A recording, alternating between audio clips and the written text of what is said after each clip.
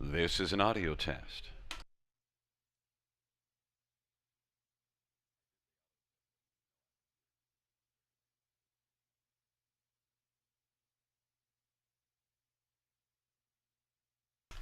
This is an audio test.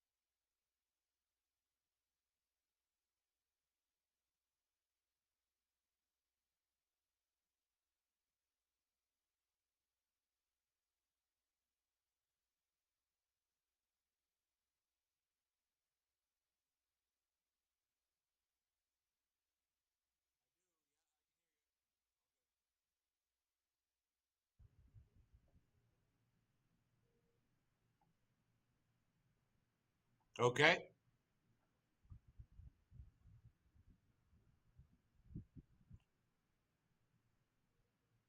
Yeah. No trouble at all. No trouble at all. I know in the late changes there. I'll talk to you later. There's no changes to my tickets until.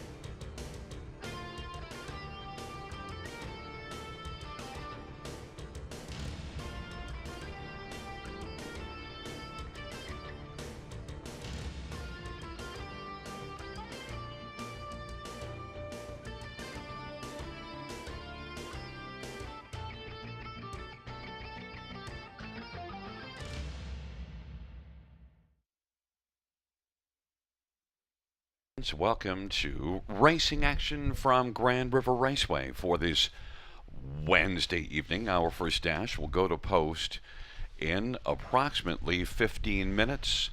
Let's get a look at the changes on this evening's card of racing.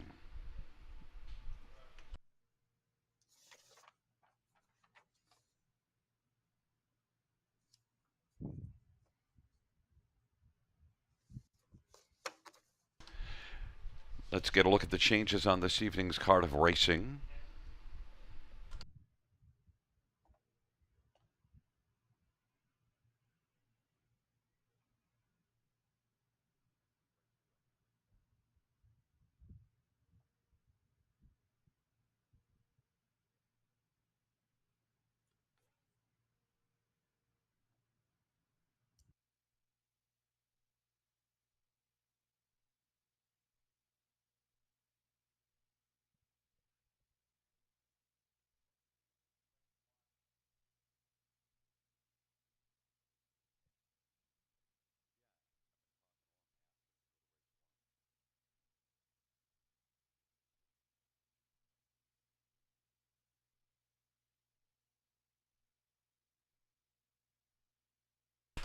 Fans, no changes race number one, no changes race one in the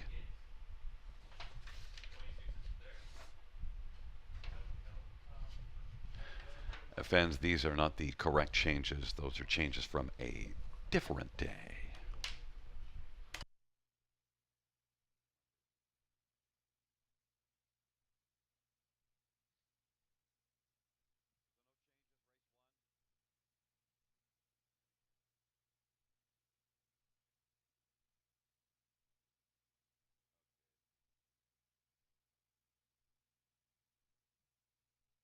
Fans, right now we'll give you the first two races. Note there are no changes race one, and in race number two, number 6, Super Puncher changing blind to can't see back. Race number 3 has no changes. No changes race number 3. In race number 4, scratched is one Land of Paradise. Race 4, scratch one Land of Paradise.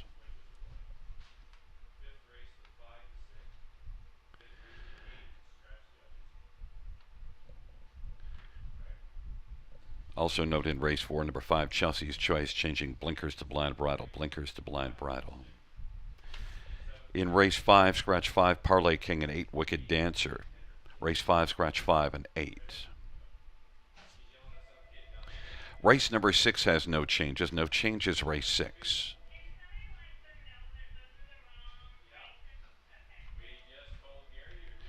Race 7, scratches of 5, Harvey Specter and 6, Boyd Bay. Race 7, scratch 5 and 6.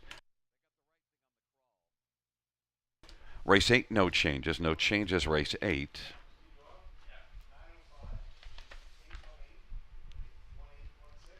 Race 9, no changes. No changes race 9.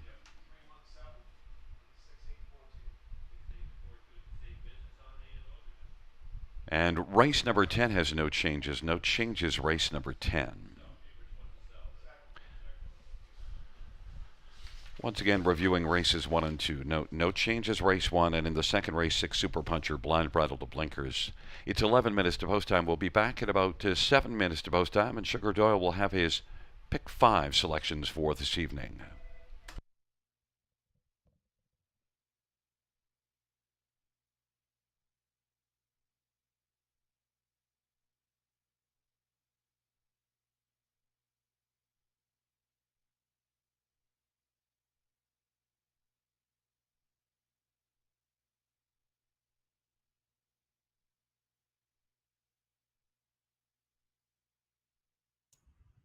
Hello there. You there?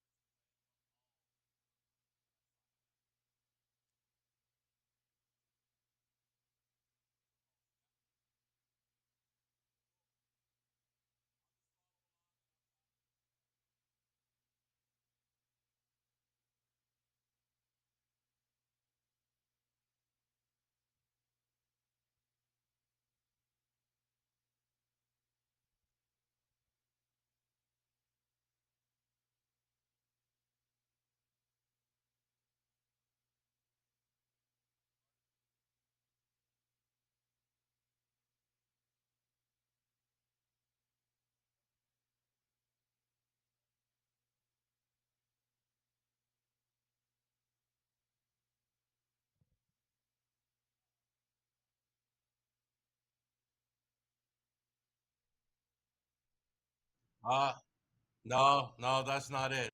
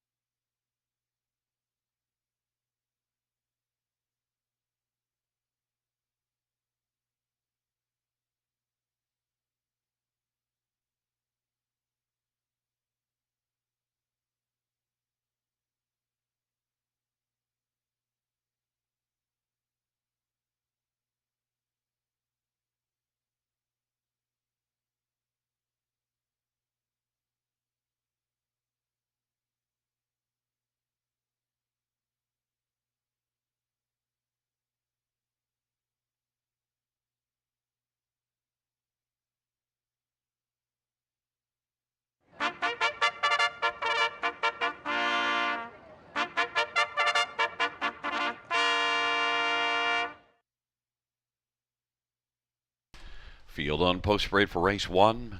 One is 5-star Lou Travis Henry for Sean Stacy.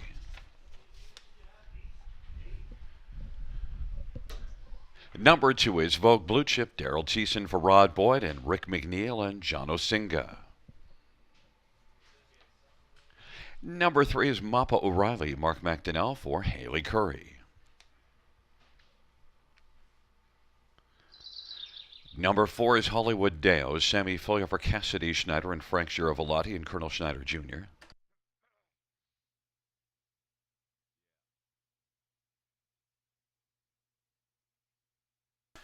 Number 6, Johnny Law, Jason Ryan for Ben Hollingsworth and Ashley McMillan and Irene McMillan.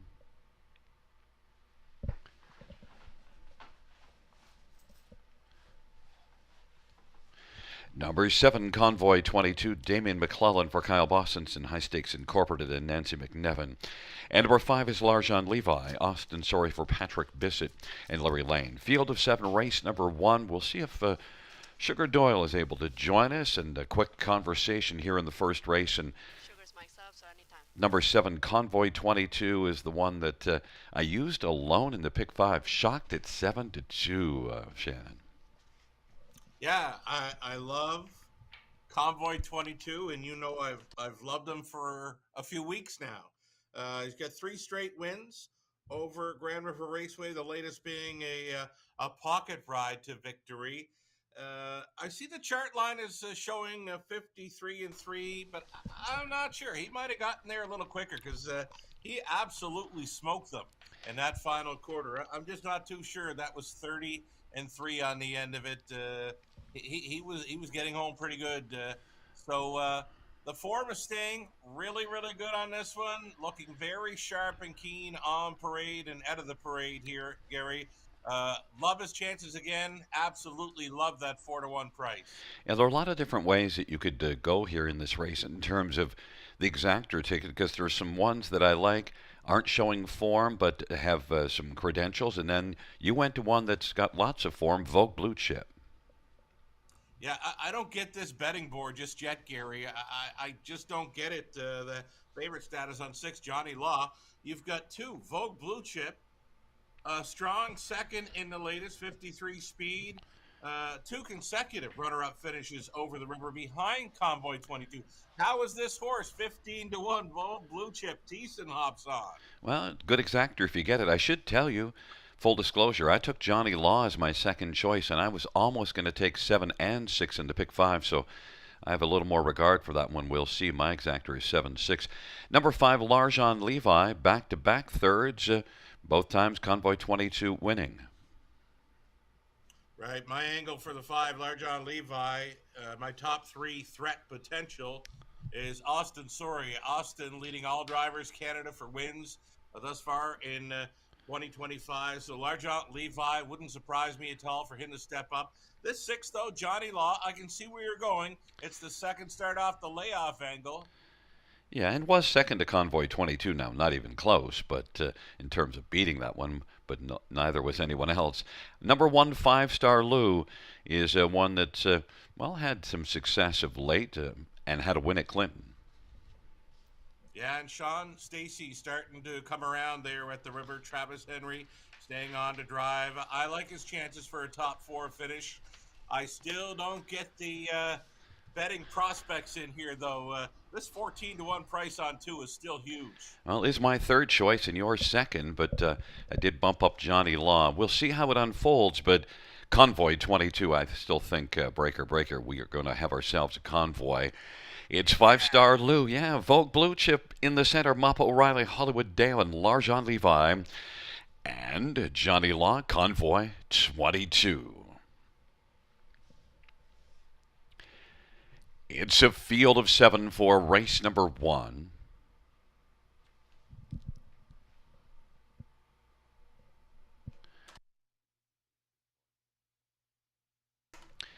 And field for race number 1 is at the start of the rough, and Hollywood Deo is the first one to leave home. Johnny Law, Convoy 22, is still 3 wide and pressing towards the turn, but Hollywood Deo and Johnny Law, Convoy 22 is going to try to take back maybe and find a seat, but it is Johnny Law. Well, Convoy 22, there wasn't a seat available.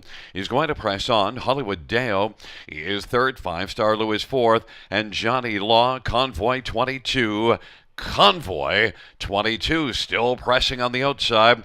Through a 26-1 opening quarter, Convoy 22 is now going to clear to the lead. Now Johnny Law is accepting a nice pocket ride, and then racing third is Hollywood Dale, and 5-Star Lou is fourth, and then Larjon Levi as the field works on around the turn. Vogue Blue Chip is second from last and struggling a bit right now, then Mappa O'Reilly, but it is Convoy 22, Johnny Law, and Hollywood Dale. 5-Star Lou now pops to the outside, and Larjon Levi. Lively half of 54. Convoy 22 as they race their way towards three quarters, and now 5-Star Lou is coming on.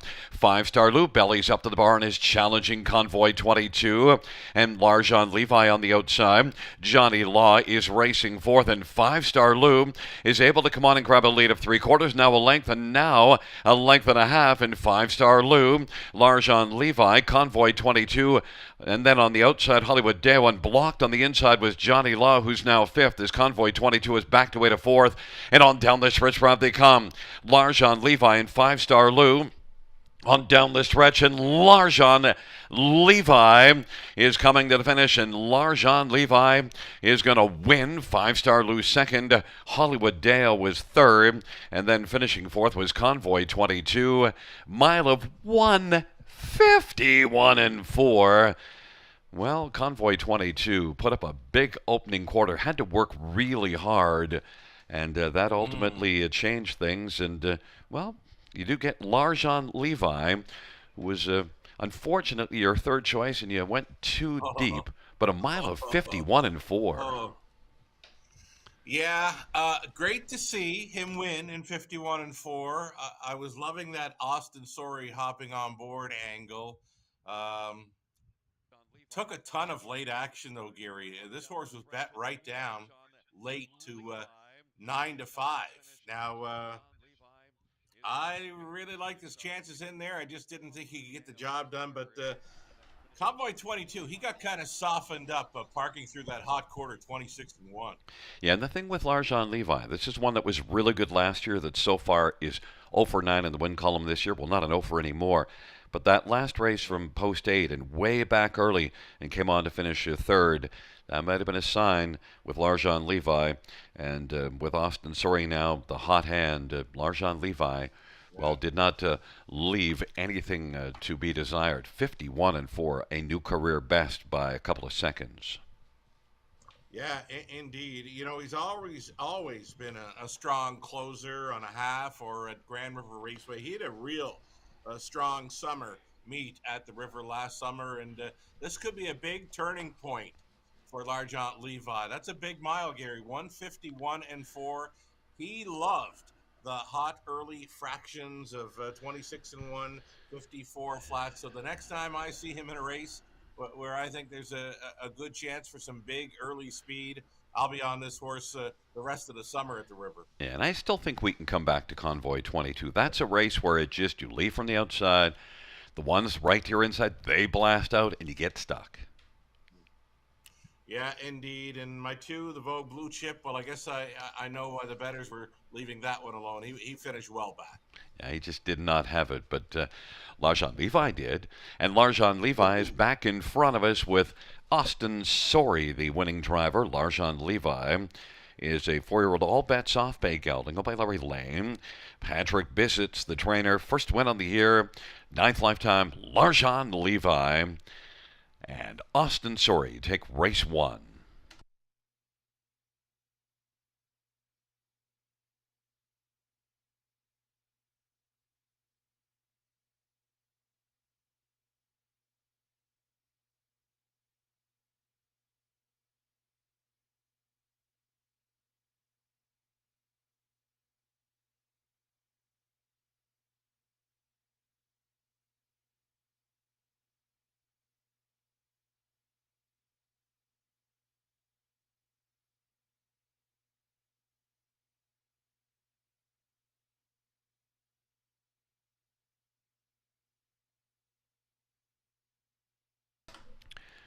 First race payouts 5 Larjon Levi 563.73.10, 1 5-star Lou $553 and 4 Hollywood Dale 430, $2 Actor 23.80, dollar Try 39.75, dollar Super is 121.35.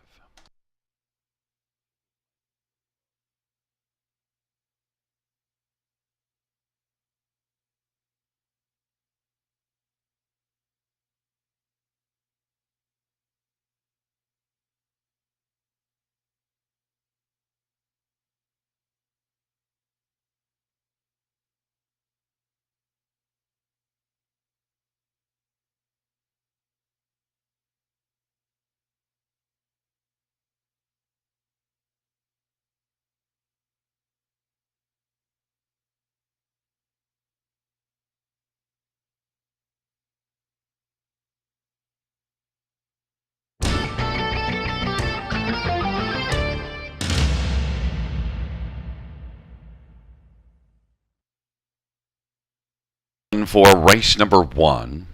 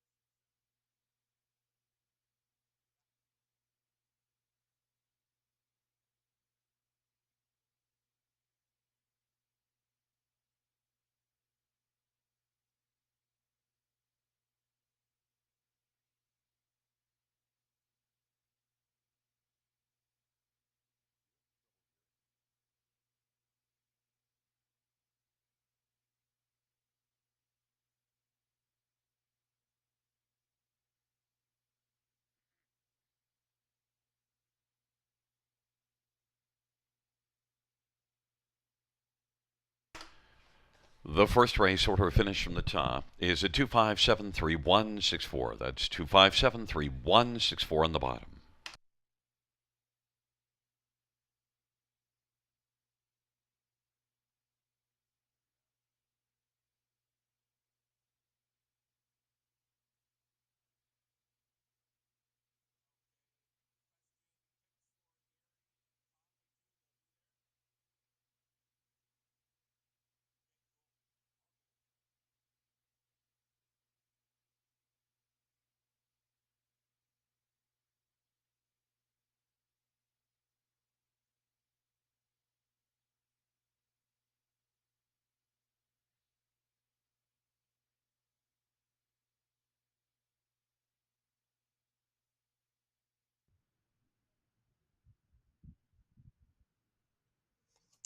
Alrighty, we are back, folks. We are back for race number 2.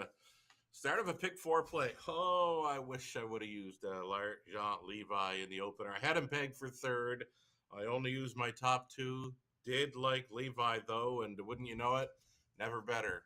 151 and 4 lifetime best off of hot early fractions. And the horse players, they came looking for him late. He took a very sharp drop at post time. 9-5 favorite. Large on Levi, never better.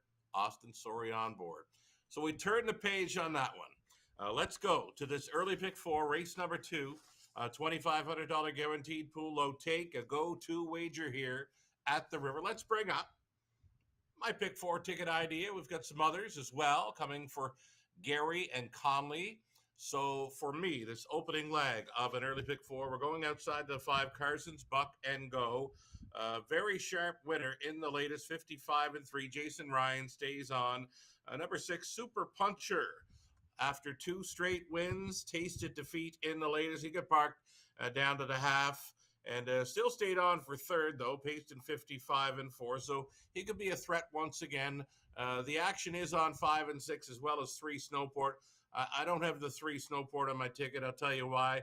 Those back quarters he's been showing in recent starts, they just don't get there for me. So 5 and 6 for me. The can't see back bridle now for 6 Super Puncher in race 2. Third race, number 2 Tie Tour. Life best in the latest, though 3. Arundel Hanover could have easily been a single for me in there. He's coming in off of 3 straight wins, including a pair of victories over Dresden. Shows a second over London in 54-3 back in April. I mean, this is a very nice horse. Number 3, Arundel Hanover. And now the more I look at him, I'm thinking to myself, why did I not single him up in race number 3? He's going to be a really nice horse to watch in the third race tonight. He's going to mark a 56 over London. I think he's capable of maybe 52 or 53 over the river. So we'll see. In the third, number 3, Arundel Hanover. Lauren House on board for co-owner trainer Greg Campbell. Put a big circle around him this evening. Fourth race, we're on 3 and 7. Ladies from Hell and Faded Fire, both getting away from preferred action, both class dropping and both kind of popping off the page for me in the fourth. Fifth race, I think it's the all button. I think you got to go there with a reduced field of 6. The 5 and 8 came out, so it's the all button on the end in race number 5. I got it wide open. Nothing was popping off the page in there. 1980 on a 20-cent ticket. That's what I'm in for. Gary Guy, I mentioned, he's got a pick 4 play as well. We'll bring Gary's ticket on board here shortly. I have a lot of different opinions than you. Time on this upcoming second race. Gary Guy, opening leg. He's outside. He's with me with the 5 and 6. Carson's Buck and Go. Super Puncher. And Gary was the wise guy in the third. I mentioned looking at Arundel Hanover. Why didn't I single him? Well, Gary's got it. Gary's got the memo. Arundel Hanover singling up in the third race. A very nice son, the betting line. Lightly raced. 4-year-old with 6 wins, 2 runner-up finishes from 8 starts. Very nice horse, folks. Gary in the fourth, putting his top play. Number 4, Ms. Quicksand on top. Shipping in from Woodbine Mohawk Park. Also including 3 Ladies from Hell. Gary on the end. Goes to the inside 4. His top selection there was Wicked Storm. Then all bets on Gary Chase the Cheddar, Harbor Light, Jerry. Maybe Gary might be thinking about that all button now on the end. It's wide open in there. Gary's in for just $4 on a 20-cent wager. Conley Ecclestone. He's got a pick four play ready for us as well. He's three deep in the first couple of legs. In the opening leg, race number 2, he's using Snowport, Carson's Buck and Go, Super Puncher. Three deep in the third and a three deep in the fourth race, Ladies from Hell, Faded Fire. We're on the same page there. And the fourth and final leg, race number 5. For Conley, he's on 3, all bets on Gary, and went outside to 7. Don't quit your day job. Again, that 5th race, final leg of this early pick 4, wide open all day long. $7.20 to play along with Conley's early pick 4, a little over a minute. Gary Guy will have the post parade for race number 2 next.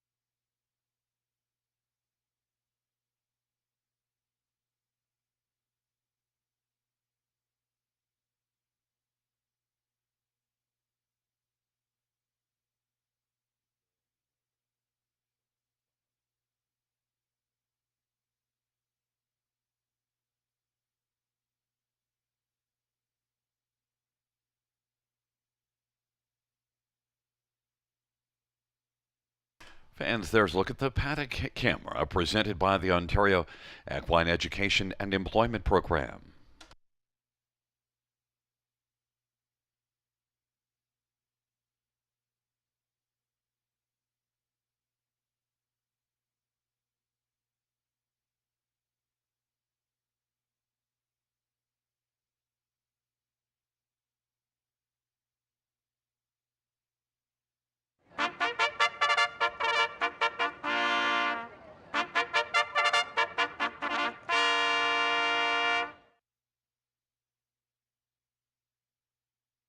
Field on post parade for race number 2.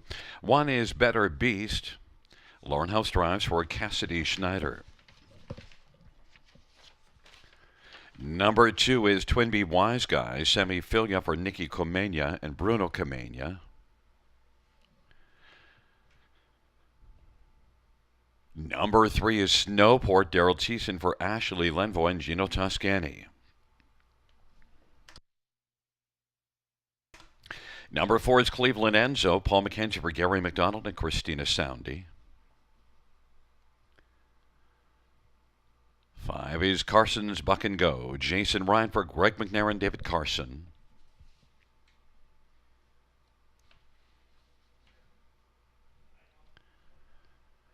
And number 6 is Super Puncher, Pat Hudon drives and trains for Tomai Mechanical and Nelson Craig and William Cripps. That's the field for the Omega Alpha Pharmaceuticals Post Parade. Effective supplements through science, trusted since 1992.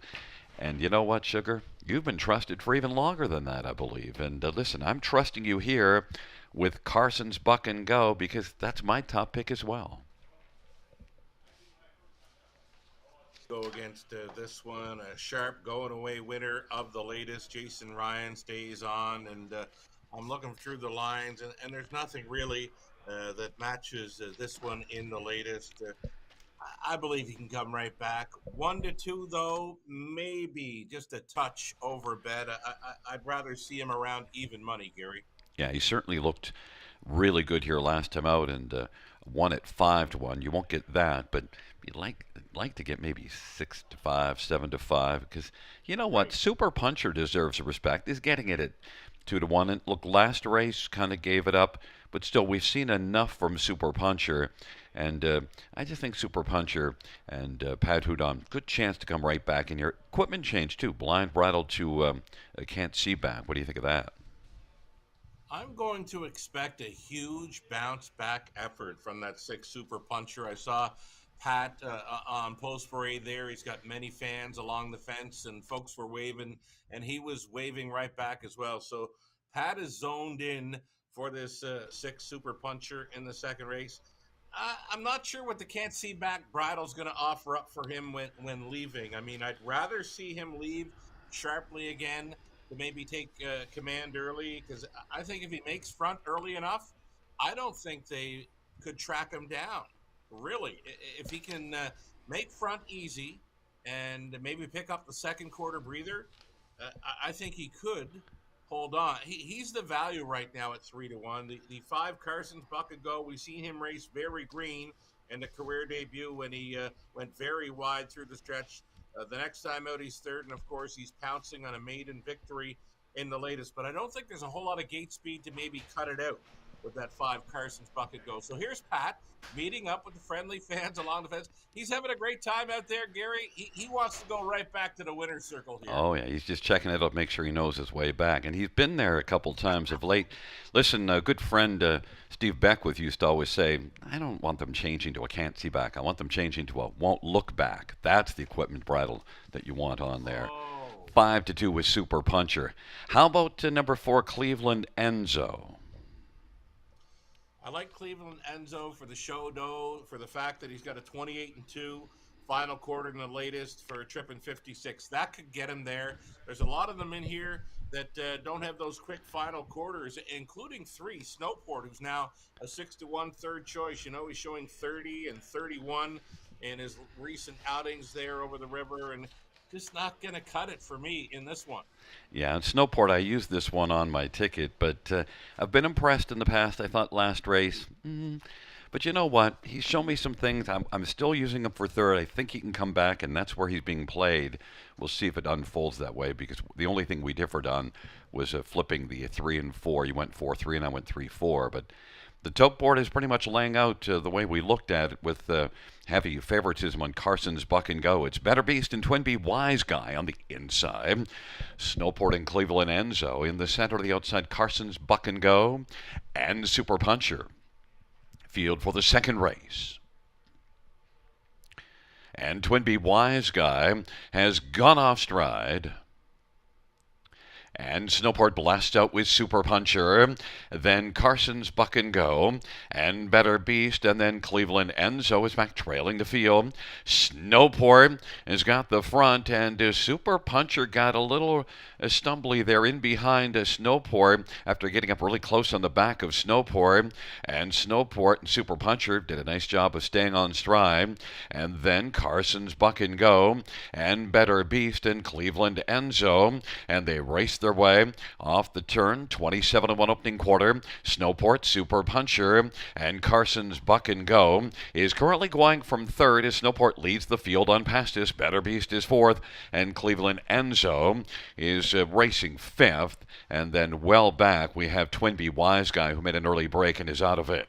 They head up towards the half, and Snowport at 7-1 continues to shovel along on the lead, but Super Puncher and Patudon says, I'm going to go right now, and pulls to the outside. And Super Puncher has come on and is battling Snowport. Snowport on the inside is trying to fend off Super Puncher.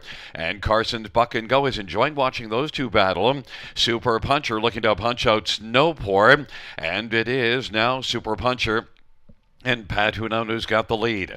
Carson's Buck and Go is taking over second.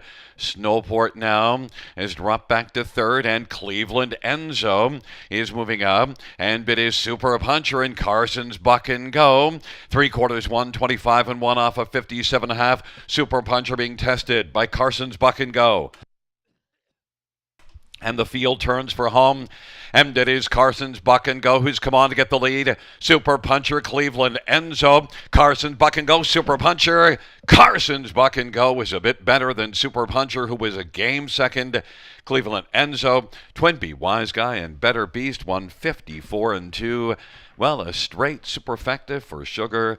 And Carson's Buck and Go just had more when it came right down to it. Yeah, he's really figured it out now. Only his fourth career start, Gary, but we mentioned last time out, he was pretty straight and strong right through to the end. And when he turned for home, I was thinking, will he blow the turn and kind of come wide through the stretch? But no, straight and strong once again. So, yeah, he's figured it out, and he makes it two in a row at a new life best this evening. A 154 and two with Jason Ryan up. Nice trip. Yeah, and Super Puncher raced well. I mean, look, gave Carson's Buck and Go a test, but and Yeah, we thought these were the top two, and we thought them in this specific order. And Carson's Buck and Go is just a little more game in the stretch. indeed. We haven't seen his best just yet. Like that's just four starts into his young career, and I love the way he goes. Greg McNair doing a fine job, and so too his driver Jason Ryan. And then Snowport kind of got tired shoveling the snow early because, well, got snowed under by 3 coming down the stretch. Yeah, didn't have a whole lot to hold off the onslaught of Super Puncher or Carson's Buck and Go, and you know what? He was lucky to hold fourth. There's just not a whole lot of speed on the end of it for that one. Look for him maybe to be covered up next time. Yeah, and I mean, he's still a young horse, but definitely it's the lack of final quarters, and you pointed that out. But still, at least raced respectably to get onto the ticket. But you laid down a 5.643 as your top four, and we're looking at a 5.643 on the board. Back in front of us, Carson's Buck and Go, a 3-year-old Stag Party Bay gelding by David Carson, trained by Greg McNair. Jason Ryan victorious. Carson's Buck and Go goes to the winner's circle on back-to-back occasions, has 2 lifetime wins.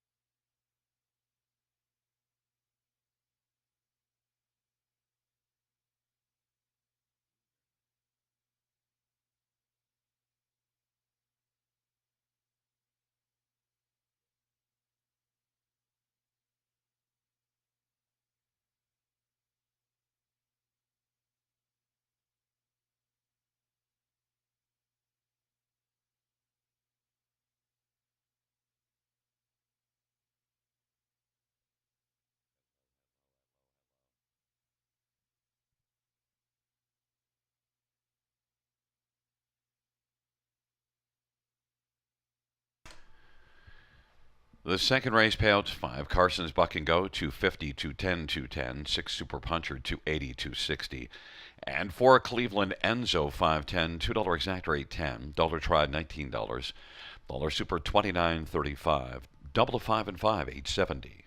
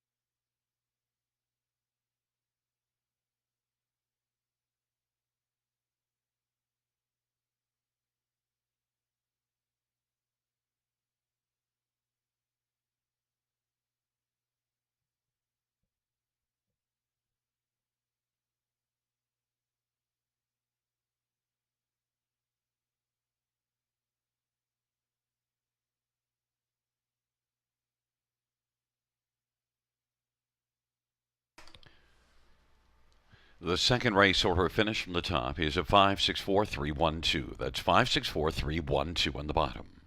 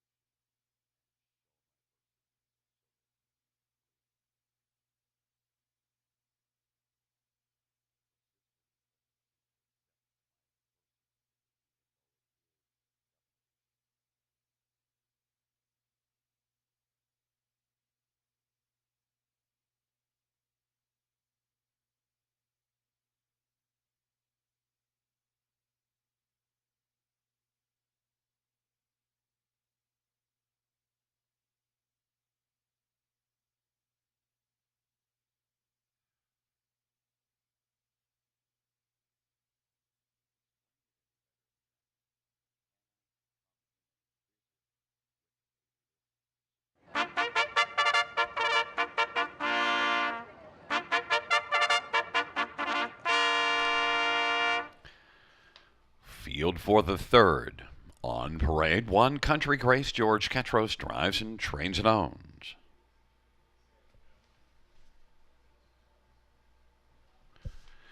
Number 2, Tide Tour. Mike Horner drives for RAW Equine and Mark Horner. Number 3 is Arundel Hanover Lauren House for Greg Campbell and Terrence Campbell. And for his old brown truck, Alan Malloy drives and trains and owns.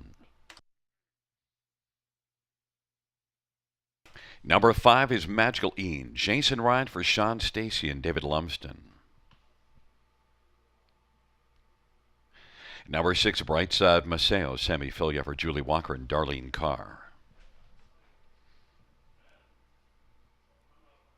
Number 7 is Longshot Panic. Daryl Thiessen for Wayne Smith. The field of 7 for race number 3. Let's get a look at this field. And Arundel Hanover, well, 6 out of 8 in the win column, and one I think that's going to be really hard to keep from running up the win streak, or, well, now stretching it to 4. Right, Gary. I know you're kind of fond of this horse too. I know you singled him up in your multi-leg wagers, and I've been a big fan of this horse since he began his career in London. He's just eight starts into it as a 4-year-old. 6 wins, 2 runner-up finish. Nice and easy score down here with Lauren House, who has been on board for most every start. You go back to his last start of April over London. Closing speed 54-3, and who beat him? Silver Walls. Silver Walls has since gone on to pace sub 150 speed NA Cup night at Woodbine Mohawk Park. This is a really nice horse. This is a special horse. He was 3-2 a moment ago, and now he's 3-5. I would be surprised if you can get anything close to 3-5 come post time. The more I looked at this race, and after seeing you single him up, I was thinking to myself, they're not beating this horse tonight. Yeah, and look, a little late start to his career. 4-year-old clearly had some problems, and you see a bit of equipment on there. Maybe he might even be one that touches his knees a bit, but he touches them going very quickly, and it hasn't been a problem. Lauren House for Greg Campbell, if that's the case, but that's sometimes just on for protection. Arundel Hanover. How about number 2, Tide Tour? There's nothing wrong with that last start. No, he's been really good in his latest 2 over the river. Second closing speed, 53-4, 2 back, and then gate to wire, hard fought victory. You know, they were coming to him late in the mile. He's on top by a nose. Then it's a neck turning for home, and then he wins by a head. So he needed every bit of racetrack to hold on to that victory, 2-1, and he's looking like second best in here this week. Sure, he's got some gate speed. Haven't really seen the gate blasting speed yet for number 3, Arundel Hanover, but maybe the bigger track, the 5/8. First time ever for Arundel on a bigger track than a half, so I'm looking for big things. But Tide Tour for me, for sure, a top 2 threat. Yeah, and that's we both used this one for second best, and in fact, we both went to 5 Magical Ian for third. And look, that last race here, it wasn't great, but missed a bunch of time, and also that was against Tougher. I do enjoy the fact that this horse has been freshened up for a couple of months, and did come up on the wide side, pace home 58-3 in the latest for a trip 56-1. Got him pegged to be strictly best of the rest, right? Yeah, absolutely. And then one more that I think raced pretty darn decently last time out. Gave it about a little bit late, but still a good mile, was Country Grace and George Ketros. 20-1. Maybe you could sneak in for a third or fourth. Yeah, he was sitting third up close, 26-3, hot opening quarter mile. I think Ketros will be leaving again. Anytime Ketros has a rail advantage on a half or a 5/8, he uses that fully to his advantage. So expect Ketros to be sitting in the top 3 come the opening quarter. And both of his last 2 miles were not bad, and I think he's a horse on the improve. I'm not taking him on top, but I do think he has a shot to be on the ticket somewhere and help it pay a little bit. Country Grace and Tide Tour on the inside. In the center, Arundel Hanover and Old Brown Truck and Magical Ian. To the outside, Brightside Maceo and Longshot Panic.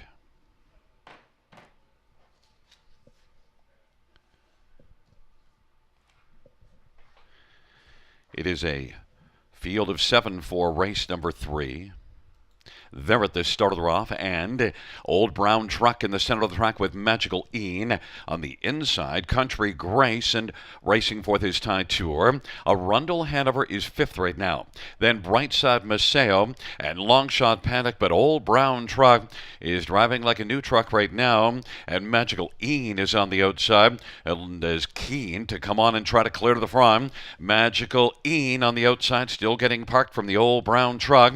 Old Brown Truck and Magical Ian. Magical Ian leads it by about a half a length over Old Brown Truck. And Country Grace is watching those two battle from a spot 3rd on the inside. Now moving on the outside, Tide Tour is going to tour on the outside, coming first over. Giving cover to Arundel Hanover, Brightside Maceo, and Longshot Panic. And the field works their way on into the backstretch, and halftime off a 26-4 opening quarter was 55-4, 29-second panel. Tide Tour is touring a little closer. Arundel Hanover's come on, but it is still Magical Ian right now, the one to be. And the Old Brown Truck is tired out now, dropping back. Magical Ian has the lead, but from the backfield, Longshot Panic. Longshot Panic is a long shot at 25-1 and is trying to bear down on the top two, Magical Ian and Tide Tour. And then it is Longshot Panic, and Arundel Hanover is still racing 4th, and then Country Grace and Brightside Maceo. They're bunched up now at 3/4, 125. They're all in it right now except for Old Brown Truck. And on the inside, Magical Ian is fighting gamely. Magical Ian, and center of the track is Tide Tour. Arundel Hanover is trying to find some room right now and is blocked. And on the inside, Country Grace, and out wide is Longshot Panic. It is Tide Tour and Longshot Panic. Tide Tour. Tide Tour coming to the finish. Tide Tour, Longshot Panic. Tide Tour wins it. Longshot Panic second. Then it looked like it was Magical Ian and Arundel Hanover. 155-3. Tide Tour. Well, Sugar, I know somebody who was smart enough to take 2 horses in the pick 5, having one in behind Arundel Hanover, and that other one was Tide Tour. So that's a nice one. And look, 6-5 on the board. It was a very interesting dash. It was interesting. Parking to the quarter, 26-4 was Magical Ian. And then there was trouble for the pocket sitter at the half, that being the newcomer from BC, Old Brown Truck. He got rough gated in the pocket and switched outside, and may have caused some trouble for Arundel Hanover, who was out into the flow and on to go. And after that, we'll call it discombobulation with Arundel Hanover getting maybe mixed up a bit by that Old Brown Truck near the half. It kind of took his momentum away, and then he got caught up in a blind switch, absolutely locked and blocked here with nowhere to go. Arundel Hanover was in behind the wall, and he was never going to find room late there. Yeah, there was no way to split the defense. He was being blocked, and but still, yeah. Tide Tour was both of our second choices, and Tide Tour came in off of back-to-back strong races here, and then lived up to again Mike Horner getting the job done. Yeah, we'll take it. Credit Mike for putting him in play and traveling first up and keeping this one out of trouble. And with the open road, he just kept on coming and was able to hold off that big long shot Panic. Daryl Thiessen at 25-1. So some prices in between the favorites here. 6-5 on Tide Tour, 25-1, then 10-1, and then poor Arundel Hanover. We'll have to wait for next time. Keep an eye on Longshot Panic in the future. That was a pretty spirited effort. Indeed, I agree. Watch him for next time. Back in front of us is number 2, Tide Tour. 3-year-old He's watching Bay Cold, owned by RAW Equine and Mark Horner. Mike Horner is the trainer and the winning driver. It's the 3rd win for Tide Tour this year and lifetime. Back-to-back wins for Tide Tour. And Tide Tour and Mike Horner tour the track in 155-3.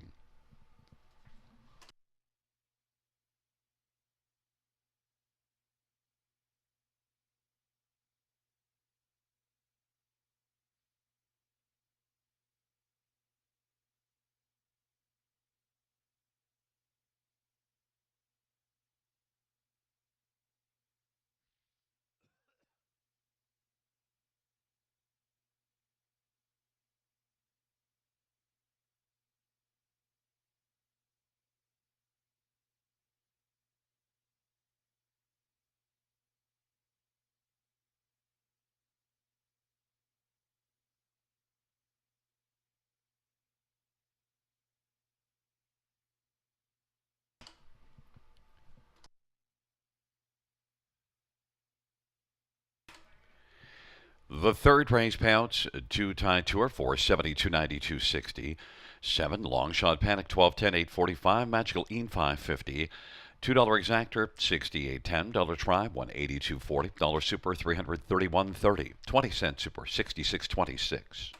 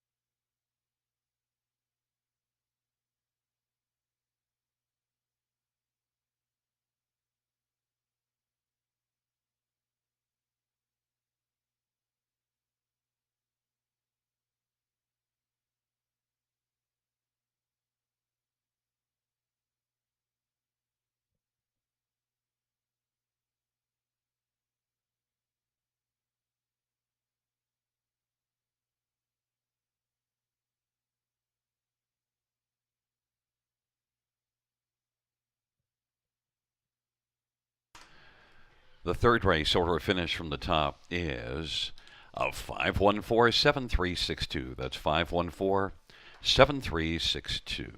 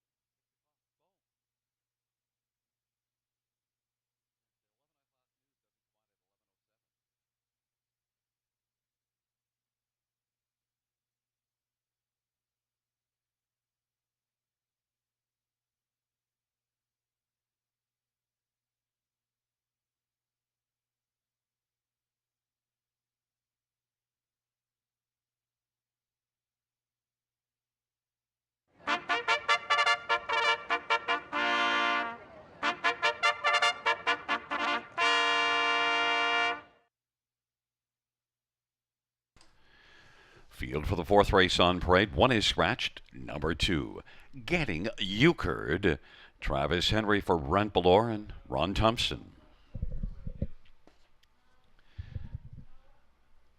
Number 3 is Ladies from Hell. Garrett Rooney for Mike and Shay Sumner.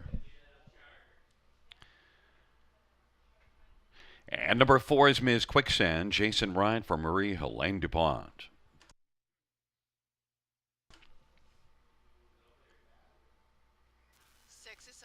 Number 6 is Big Nipper. It's Mike Horner driving and training for Doug Wilson and Mark Horner.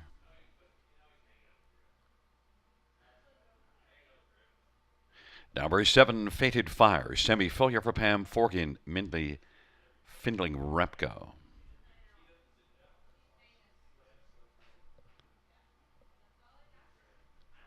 And number 5, Chelsea's Choice. Austin Sorey for Ricky Montgomery and Chelsea Hughes. It's a field of 6 for race number 4.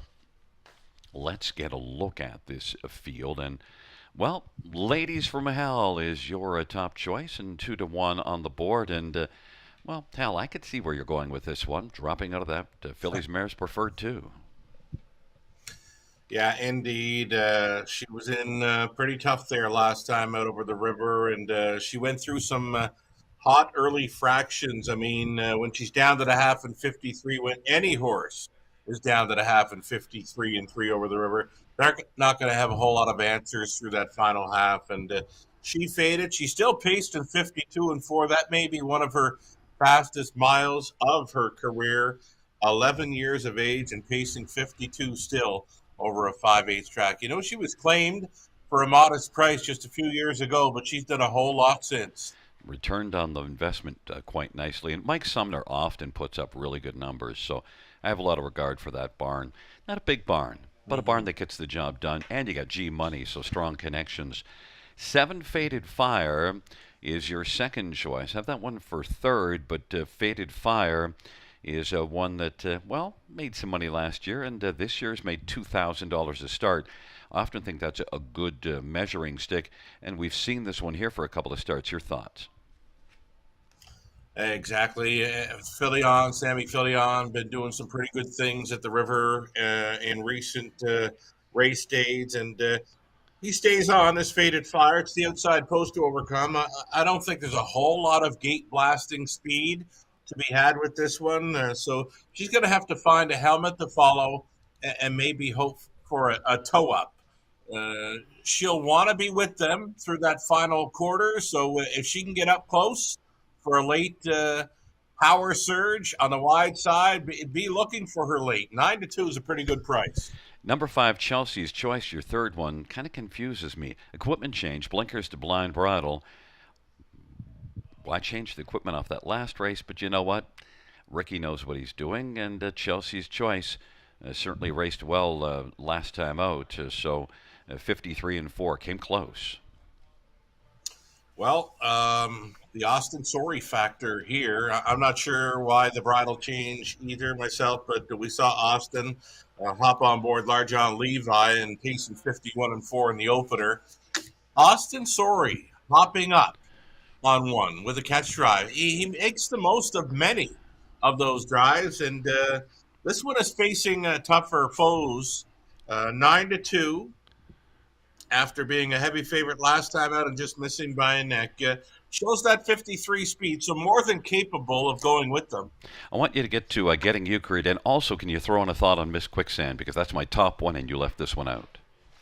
Okay, Getting Euchred, the form is great, inside post to work with, wants to be up in the top 3 early, and if she can do that, she should be heard from. And Ms. Quicksand, I don't know why you went there. Maybe it's the Woodbine Mohawk Park factor. She will be facing a bit easier competition. Favorite, I didn't see that coming, but best of luck to you, Gary, and the rest who played Ms. Quicksand. Well, the track certainly is not quicksand. The track is very fast, and Getting Euchred and Ladies from Hell on the inside, Ms. Quicksand, Chelsea's Choice, to the outside, Big Nipper and Fated Fire. Field of 6, race number 4. The Royal Terrence Senior Reclaws pace.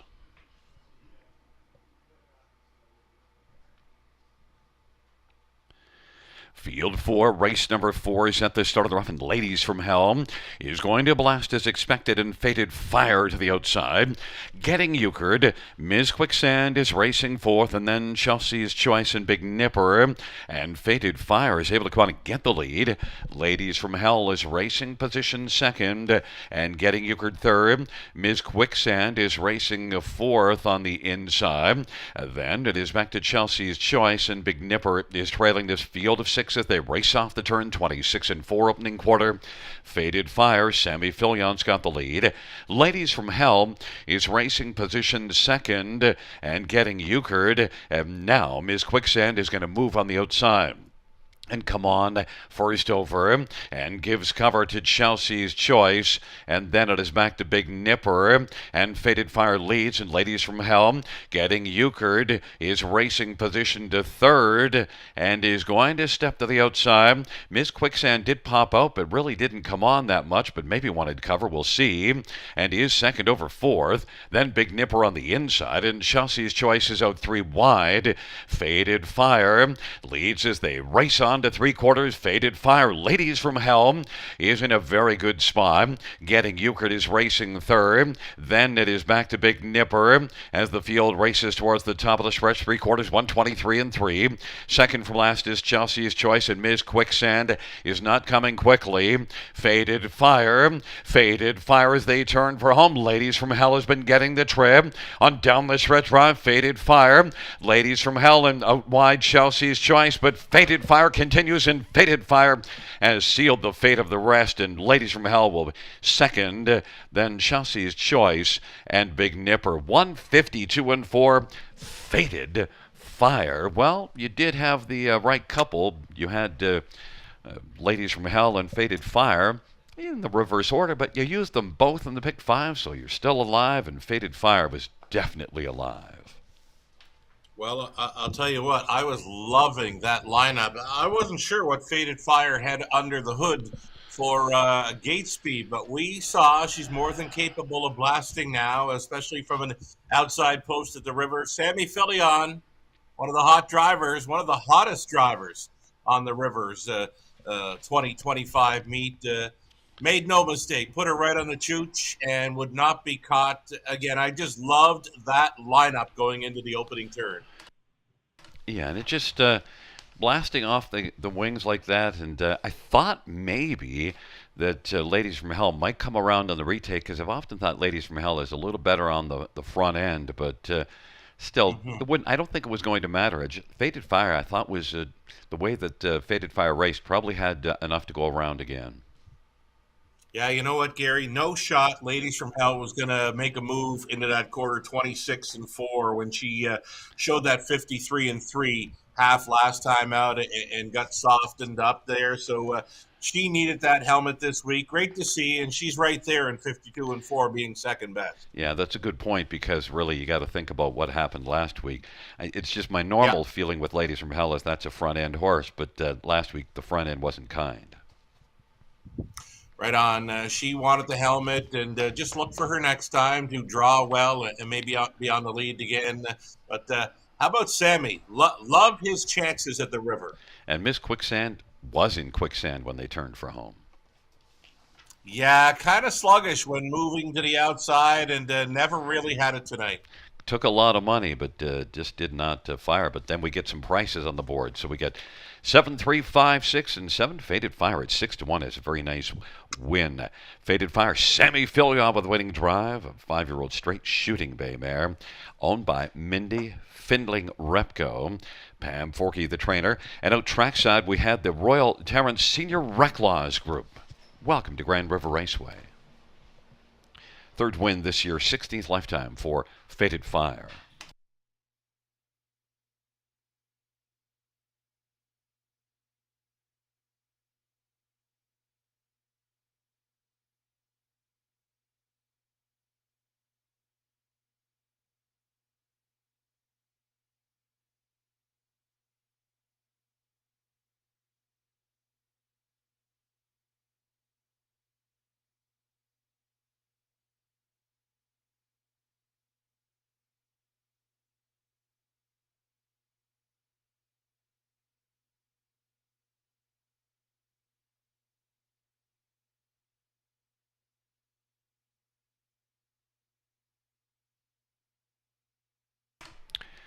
The fourth race, payout 7, Fated Fire, 1465, 2360.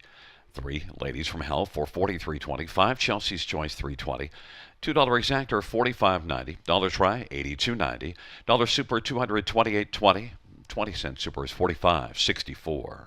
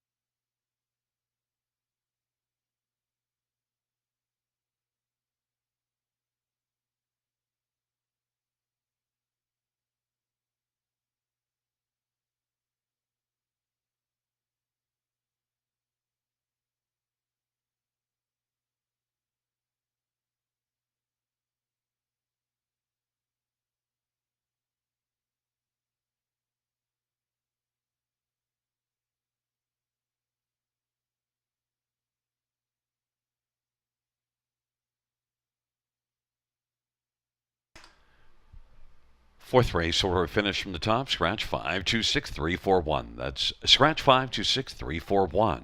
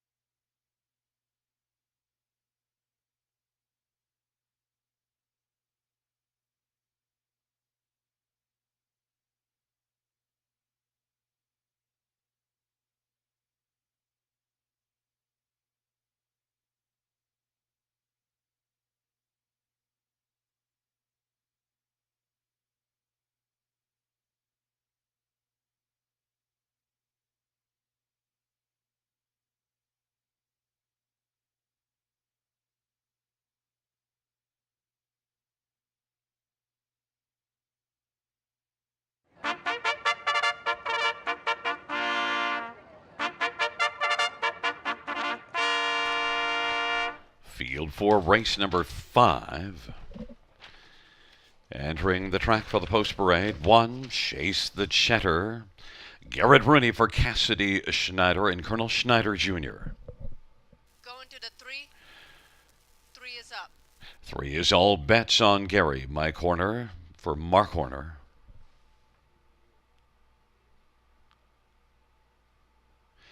And number 4 is Wicked Storm. Semi-failure for Scott McEnany and Andrea Lee Racing Stables. 5 scratch, 6 Mr. Commodore. Jay Harris for Claire Bradshaw and Brian Jamieson. Number 7, Don't Quit Your Day Job. Travis Henry for John Pentland and VMB Stables. Scratches of 5 and 8. And note that number 2 is Harbor Light Jimmy. Damian McClellan for Kyle Bossens and Ralph Jardine. Well, let's get a look at this field. And Sugar, before the 2 scratches, I was just thinking, man, this is anybody's horse race. And you took the all button, so that certainly is that indication. We have a difference of opinion on top. You got Mr. Commodore on top, and I didn't even use that one in the top 4. But Mr. Commodore, before the last race here, was fine. I just wasn't enamored with last time out.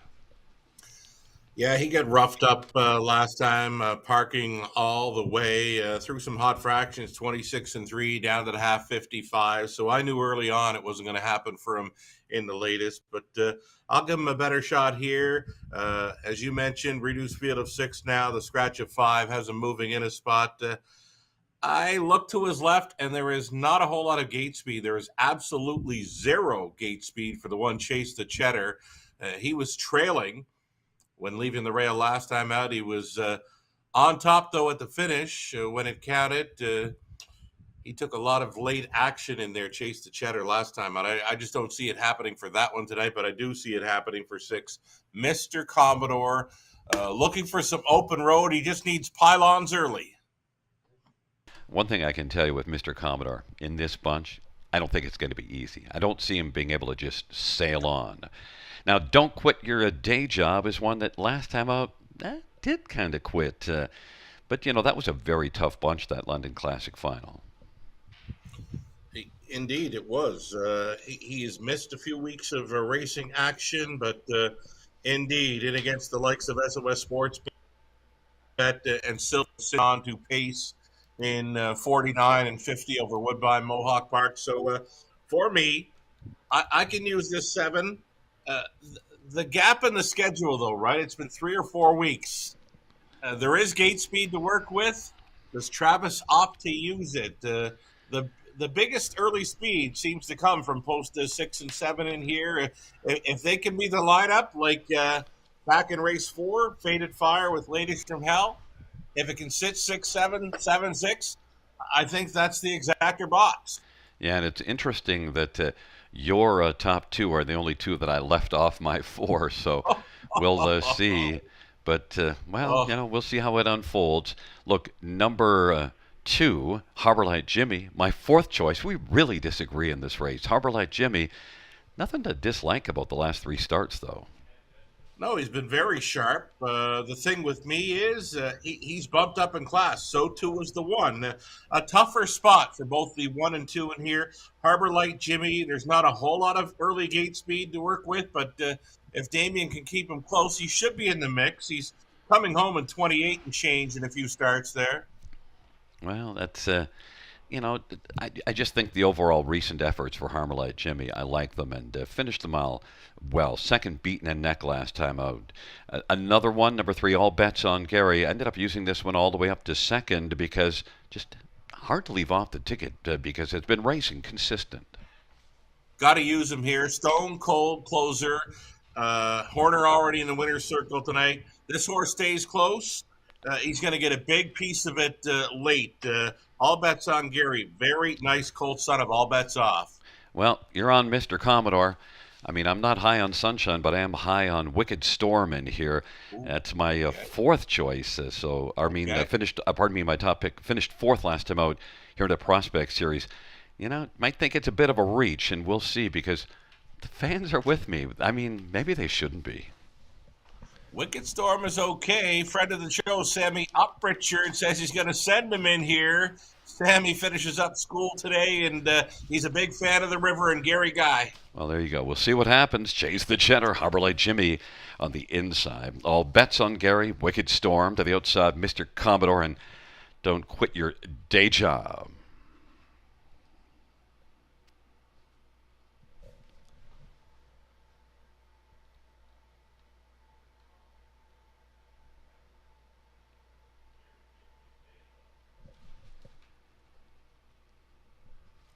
It's a field of 6-4, race number 5, and they're at the start of the rough. And Mr. Commodore setting sail early. Wicked Storm is out well. Harbor Light Jimmy. All bets on Gary. Don't quit your day job and chase the Cheddar. Is back trailing the field, but Mr. Commodore is going to make the front. Mr. Commodore leads by a couple of lengths. Wicked Storm is second. Harbor Light Jimmy third. All bets on Gary is fourth. And then Don't Quit Your Day Job. And back to Chase the Cheddar trailing the field. And that opening quarter, 27-3. Solid opening panel. Mr. Commodore has got the lead. And then Wicked Storm as they race their way on up past us off that lively opening panel. Harbor Light Jimmy is racing position third. All bets on Gary. Don't quit your day job and chase the Cheddar. The field heads up towards the half, and Mr. Commodore, the 4-5 favorite, leading. Wicked Storm is racing second. Harbor Light Jimmy is third, angles to the outside. All bets on Gary fourth. Then Don't Quit Your Day Job is second last, and Chase the Cheddar is trailing. Mr. Commodore 56-3 halftime, 29 second panel, and Mr. Commodore continues to just sail on and leads by about 2 1/4 right now. Wicked Storm is racing second. Harbor Light Jimmy is third. Then All Bets on Gary. Don't Quit Your Day Job and Chase the Cheddar. Mr. Commodore. Wicked Storm is racing second, but still has plenty of work to do. From the backfield, Chase the Cheddar is chasing pretty hard and is now about to grab third from Harbor Light Jimmy. 3/4, 124-3. Mr. Commodore and Wicked Storm. Mr. Commodore on down the stretch drive, and Mr. Commodore is going to continue to sail on and, made it look fairly easy. And finishing close for second, it was between Wicked Storm and Chase the Cheddar. 153-3. Mr. Commodore. I tell you, the rest of the field when chasing Mr. Commodore, I think they just ran into a bit of a brick house. He was a brick house tonight. Did you see him going in behind the gate, Gary? I mean, he was a handful for Jay. He was amped up and fired up. He put him right on the point. And when he got that quarter in 27-3, I thought, okay, I think he's going to be okay. And down to the half, 56-3, still looking very comfortable. And they would not get close. Bringing his A game to pace to a new mark. Real battle for second between a pocket sitter, Wicked Storm, who was good. A big closing effort for Chase the Cheddar, who's certainly taking to the river. Yeah, that's something to note because he came from way out of it and showed a lot. And it's either going to be a second or third place finish for Chase the Cheddar, but one to pay attention next week. But boy, I'll tell you, if I doubted Mr. Commodore before the race off that last one, I guess I punished him too hard for last race.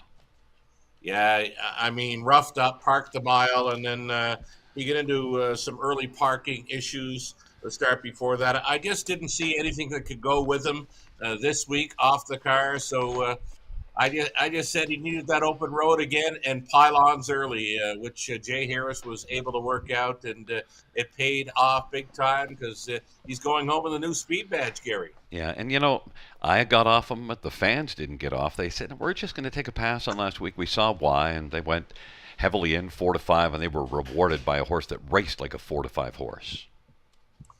Yeah, he was really good. I didn't see 4-5 coming on any one of them. I didn't see any big long shots because we both mentioned we felt it was one of the most wide open events on the evening. Yeah, when you take the all, what you don't want is the 4-5 horse winning. Right. You want anyone but the 4-5 horse, and well, you didn't get that because it's Mr. Commodore sailing on in the fifth race to win. 4-year-old sports writer Bay Gelding, owned by Claire Bradshaw. Claire Bradshaw and Brian Jamieson. Claire's also the trainer. Jay Harris, the winning driver, second win this year, and the sixth lifetime. And the fifth race group, the Century 21 Heritage House race, was the fifth race.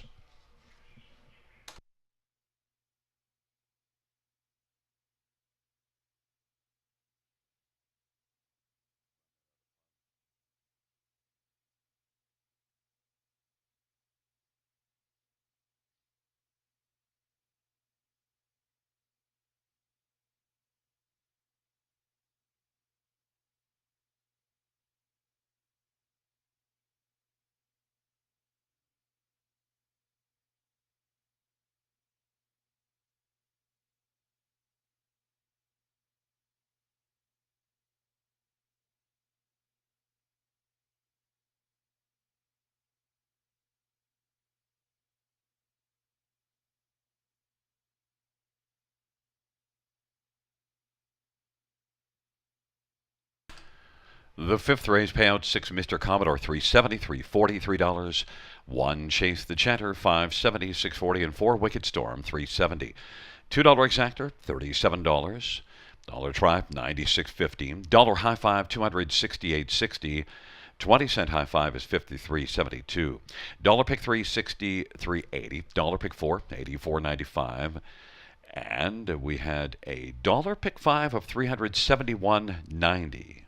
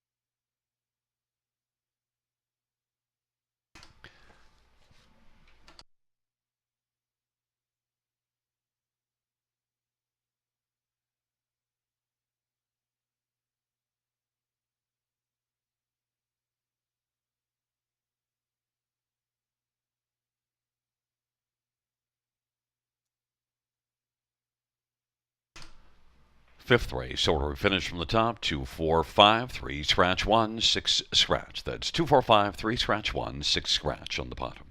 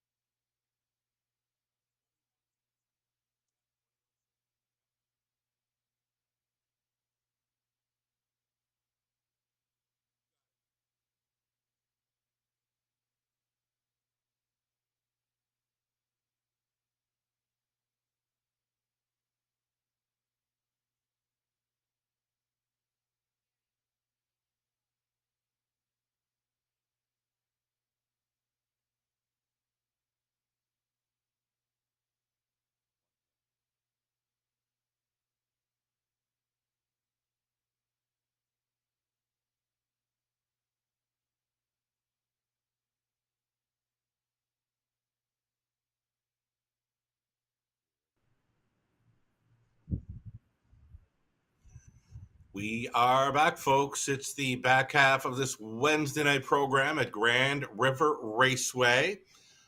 Seen quite a few favorites getting the job done. Seen some new marks, very fast conditions over the Rivers 5/8 mile oval this evening. We've got a late pick 5 beginning here.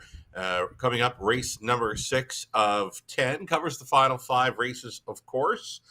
Field of 6 starting things up on the pace. Again, 5 minutes post time. Let's bring up a pick 5 ticket idea. Now, I've been asked a few times this week after hitting on a pick 5 on Monday night, do I actually play these tickets? Well, I call them ticket ideas for a reason. It's tough to play and work at the same time, right? So I'm more focused on working. I don't mind making ticket ideas. I love when they hit, and I hope people play along and enjoy cashing when they actually hit. So here we go. It's race number 6, opening leg of this pick 5 play. We're on 3, Hello Darkness. We're on 5, Bobby Bone Breaker. And number 5, Don't Play with Fire. The thing about Bobby Bone Breaker, very sharp turnaround in the latest. Paced a very nice back half to be 4th. Home in 28 and 2 on the end to pace in 56. Now, that was after missing all of May and most of June. Had 3 qualifiers where it showed braking issues. So it looks like trainer Greg McNair, who co-owns as well with the Grand Slam Stable, has been working the kinks out of number 4, Bobby Bone Breaker. He's my top selection up and coming race 6. I love his chances. 5-2. All he has to do is stay pacing. 3, 4, 5 for me, starting things up on the pick 5 play. Race 7, we're on 2, Wicked Ending. 3, Cincinnatus, and 4, Booker Sealster. Middle leg, race 8, going inside to Mending Fences, next door to Raz and Jazz, and outside to Mystic Wild Rose. And we're going to cut it back 2 deep to races 9 and 10. And My Only Sunshine, and number 5, All She Can. I got a big circle around All She Can in that 9th race at a post 5. She closed up well to be 3rd in the latest. Daryl Thiessen picks up the catch driving assignment with that 5 in race 9. A big morning line price and likely a value player there in the 9th race. 10th and final, we went 6, Diamond Rider, and 7, Reigning Captain. Now the 7 and 6, they're both heavy morning line favorites in there. They both show 51 speed in recent starts over Woodbine Mohawk Park. Outside posts, don't worry about it. At the river, those outside posts, 4, 5, 6, 7, even the 8, they can fire 21.60 on a 20-cent wager for this late pick 5 ticket idea. All right, Gary Guy with a pick 5 ticket idea as well. We'll bring along Gary's ticket, get a peek at what Gary is going to try on the back half of this Wednesday evening program. Again, it's a pick 5 play, starting things up here in race number 6, and Gary opting for singles. Hello Darkness, coming in off a stale date, a little more than a month. Missing between starts there for Hello Darkness, Anthony Beaton, Alan Malloy, a new name around the river, in from British Columbia, and he likes to put them in play, folks. Over at race number 72, Wicked Ending, another single for Team Wellwood. Travis Henry gets the call to drive this one this evening. Gary on a limb here with a single starting up the pick 5 play. He's 3 deep in race number 8. Top selection for Gary was Razin Jazz. He's also using 1 and 5 in the 8th race. Top selection for Gary in the 9th is number 4, Jules Diamond Eyes, who's going to be facing what could be tougher competition in that 9th race this evening. Gary will also try the 1, Sky Velocity. He's 4 deep on the end of it with a Diamond Rider, reigning captain, Onyx Bavino, Harbor Light, Ambrose. Just $9.60 to play along with Gary. Connolly Ecclestone's ticket quickly. Here's Connolly's ticket. He's in for $21.60 as well. Myself and Connolly opening up the wallet for this late pick 5. Next voice you'll hear, Gary Guy with the post parade of race 6. Good luck.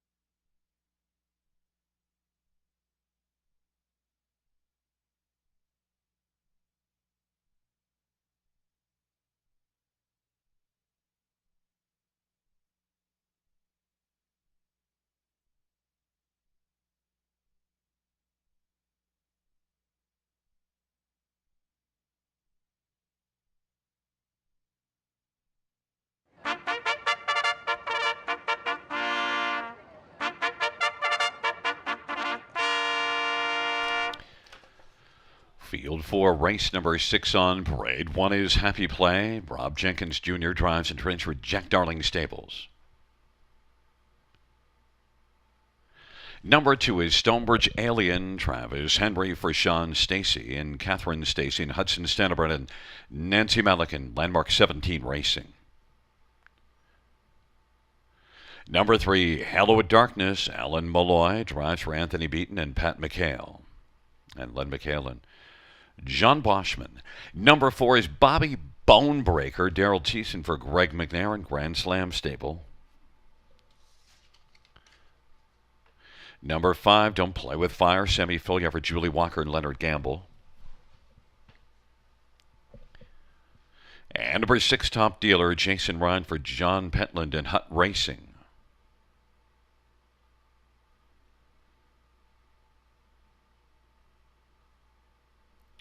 Field of 6 for race number 6. Let's get a look at this field. And Sugar, I do not have your picks for this race. I was kind of not doing very good stenography work here, and I didn't manage to get them written down. So who is your top one? I'm on the 4, 3, 5, and 2 here, Gary, and there's the score down of number 4, Bobby Bonebreaker. I don't think there's a whole lot of early speed to work with.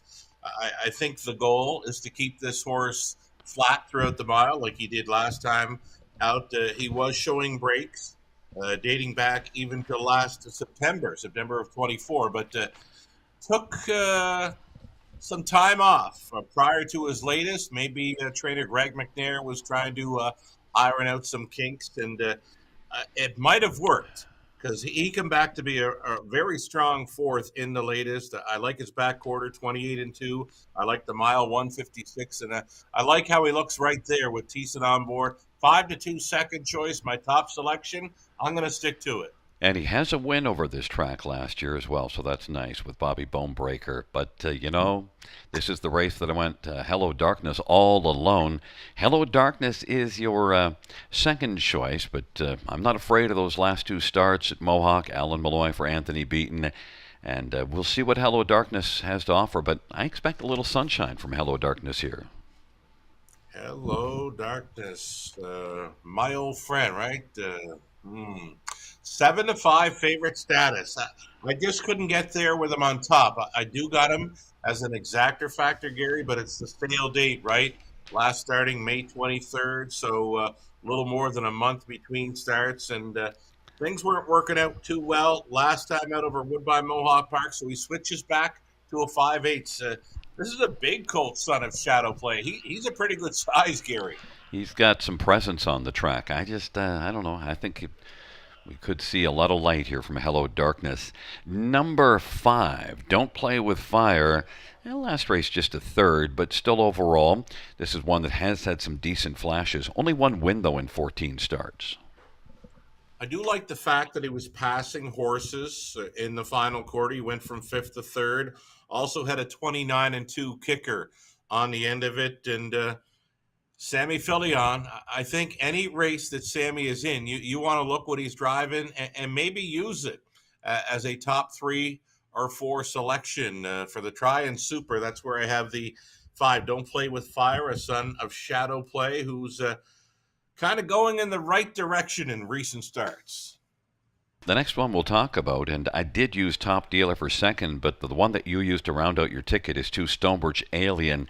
I really haven't seen it just yet, but Stonebridge Alien, your thoughts? Yeah, I thought he may have been turning a corner 3 back when he finished a strong 3rd over Grand River. He used some gate speed to be on top of the quarter and stayed on for 3rd. Then the last couple, I was hoping for a little more. It just didn't happen. Stonebridge Alien, top 4 factor, but that's all I got for him. And, of course, number 6 Top Dealer. I used this one for second, but you announced that last race. Boy, that didn't end up well. Right. Top Dealer, he was sitting 4, and he took action in there. It just didn't work for him. Had to be sick because he got put away for about a month. And you'll notice, Gary, when horses are in to go at the river and not racing for the last month or so, I'll rarely put them in any top spots. You want to see a start. Well, sometimes I want to take a shot because you might get a price, but there is no price, 5-2. And the money came for Hello Darkness at 3-2. You're on Bobby Bonebreaker at 2-1. It's a field of 6. Happy Play, Stonebridge Alien. In the center, Hello Darkness, Bobby Bonebreaker. To the outside, Don't Play with Fire and Top Dealer. Field of 6. Race number 6. The Miles That Matter 6th race.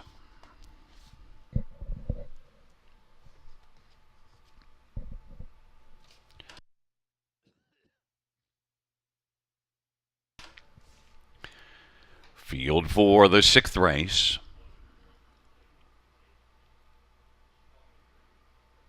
Is at the start in the rough, and Hello Darkness. Happy Play is racing second. Stonebridge Alien, Bobby Bonebreaker. Don't Play with Fire and Top Dealer. Hello Darkness leads on past that opening quarter. Hello Darkness at 2-1. Happy Play at 40-1 is racing position second right now. And Stonebridge Alien is third. Bobby Bonebreaker fourth, and Don't Play with Fire and Top Dealers back trailing the field. Hello Darkness leads on up to the opening quarter and past the quarter in 28-4. Hello Darkness, then Happy Play, and Bobby Bonebreaker as the field works their way off the turn, heading towards the half now, and Bobby Bonebreaker is racing position fourth. Then it is back to Don't Play with Fire and Top Dealer off that 28-4 opening quarter. Bobby leading the way is Hello Darkness, rather. Hello Darkness on into the backstretch. Hello Darkness 57-4 halftime. Happy Play is second. Stonebridge Alien third. Stonebridge Alien is coming on the outside now and is moving up, and it is Hello Darkness, and on the inside, Happy Play. Stonebridge Alien is racing third. Then on the outside, Bobby Bonebreaker. On the inside is Top Dealer and Don't Play with Fire. Hello Darkness still has the lead and not receiving any urging on by 3/4, 126 and 3. Now there's Bobby Bonebreaker, who's moved from off the pace and has come on gamely. Bobby Bonebreaker is moving boldly now. Hello Darkness and Bobby Bonebreaker to settle things in a stretch, and Happy Play is third. And then Stonebridge Alien on down the stretch drive. Hello Darkness and Bobby Bonebreaker on down the lane. Hello Darkness and Bobby Bonebreaker. Hello Darkness was my friend in this dash, and second was Bobby Bonebreaker. Top Dealer third, 156 flat. Hello Darkness. You're right, Gary. You called it. Hello, Darkness certainly showed that presence prior to the start out of the post parade. And he's still kind of got a swagger here, finishing up that mile. The maiden score, 156 flat. We mentioned, a disappointing ninth best finish in the latest over the big track of Woodbine Mohawk Park. Just a change of scenery and change of a driver as well. Alan Malloy in from British Columbia, driver trainer Anthony Beaton, and nice trip for him off the Schneid, the big colt son of Shadow Play. Yeah, and look, he does look large. And Bobby Bonebreaker made a big spirited move, but also the thing that helps Hello Darkness, he really didn't get tested too much going to the half. And so he had something in the tank. I thought when they turned for home that he would be able to repel Bobby Bonebreaker. I agree. 28 and 4, very soft opening quarter mile clocking over the river. You don't see too many 28 and 4, 29 seconds. It's usually 26, 27 for any kind of class. So a very soft opening panel and well rated here. Malloy on board again. He's fresh and in from BC, and he loves to put them in play, Gary. Well, I guess you could say I was coy to take Malloy. Hello Darkness. 2-1 on the board. I like that Bobby Bonebreaker got more of the money, and I needed a win actually because you've really had it over me during this meet. So I needed one. Well, you did it well. You called it. You said he had that presence and he had that look and a little bit of swagger as well. I like his look, and he did it very comfortably. And maybe he sticks around Grand River for a few more weeks and maybe tries that big track. Yeah, one more time when he gets some confidence. Yeah, kind of stay here for a while and get it built back up because certainly the last couple races didn't work out. But Hello Darkness is coming back in front of us. 3-year-old Shadow Play. Black Colt owned by Pat McHale, Len McHale, John Boschman. Anthony Beaton's the trainer. First win for Hello Darkness. And out trackside, the Miles That Matter group.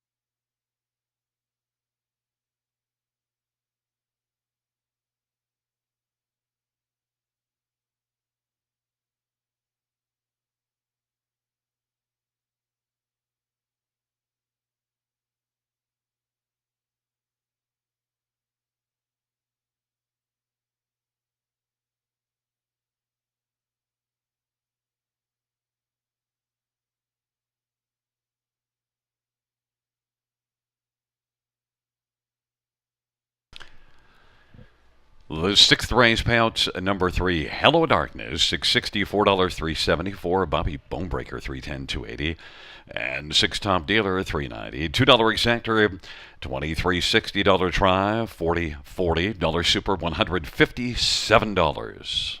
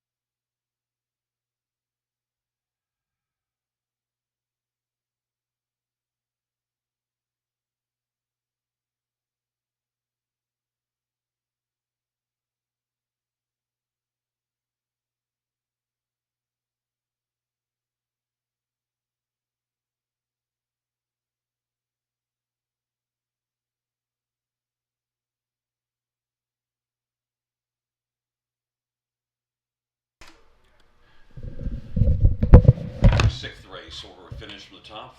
5-4.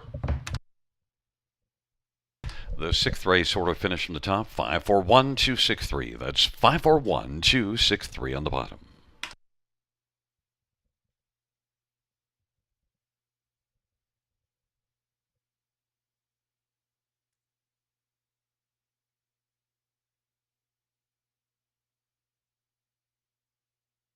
Winbak Farm of Ontario is home to outstanding sires, including a three-time millionaire pacer tattoo artist who is new in 2025, the last great son of the legendary Some Beach Somewhere and multiple stakes champion Beachglass, Meadowlands Pace and Ontario Sire Stakes champion Lawless Shadow, and the richest pacing stallion in all of harness racing history, the great Hall of Famer Mick Wicked. Also standing at Winbak Farm, Archangel, Better Than Cheddar, Betting Line, My MVP, and Trickster. For more information, visit winbackfarm.com.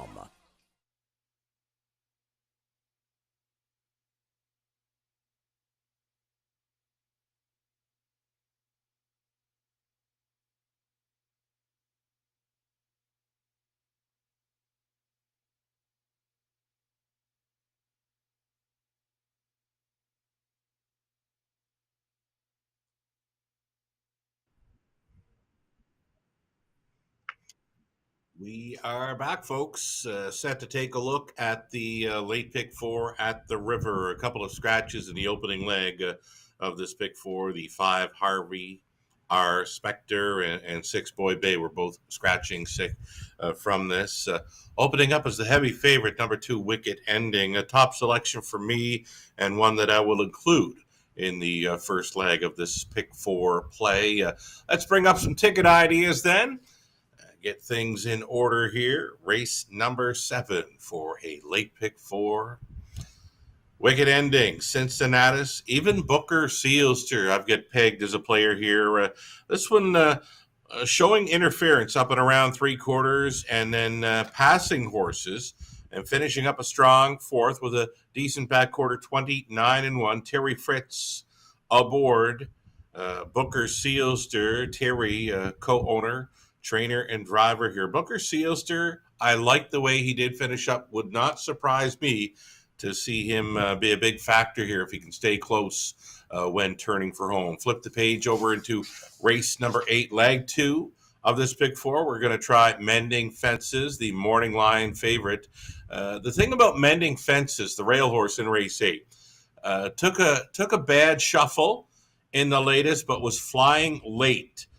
Mending Fences. I see some big things happening for that one tonight, trained by Meg Crone, Anthony Hahn on board. They share the ownership as well. I've got a big circle around the one. Mending Fences in race 8. Again, shuffled last time, flying late to be 5th. The home in 29 for a trip in 54-4. I can see her getting the job done. Race 8. I'll also include 2 Raz and Jazz along with 6 Mystic Wild Rose. We're 2 deep in the 9th. My Only Sunshine and 5 All She Can. Look for a big price. Demand a decent price on number 5 All She Can in race number 9. Another one that I've circled up as a value player on this evening's card. In race 10, we went outside to 6 Diamond Rider, as well as 7 Reigning Captain, both coming in from the big track at Woodbine Mohawk Park, and both appear to be serious players in the finale. I'm in for $7.20 on the 20-cent wager. Gary Guy has put together his best go on this late pick 4 as well. We'll bring Gary's ticket in. He's going to stay on the single. Number 2 Wicked Ending to open it up. He's 3 deep, race 8.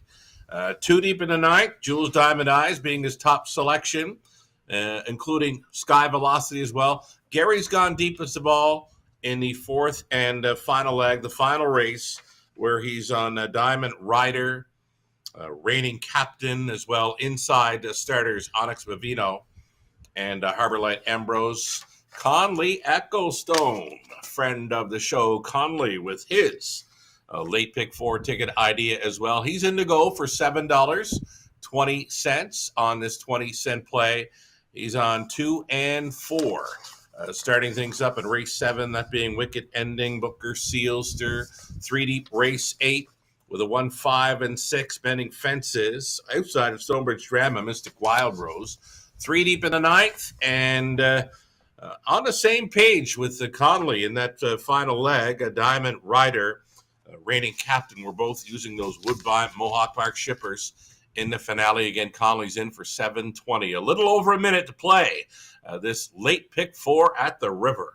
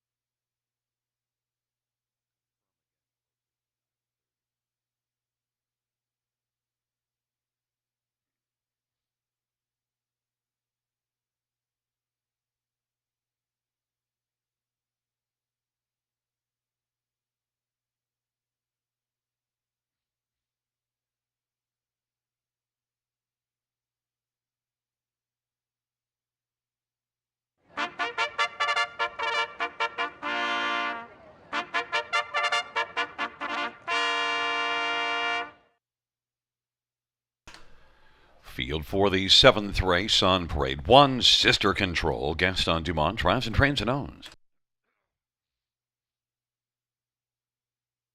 Number 2 is Wicked Ending, Travis Henry for James Wellwood and Jeffrey Wellwood.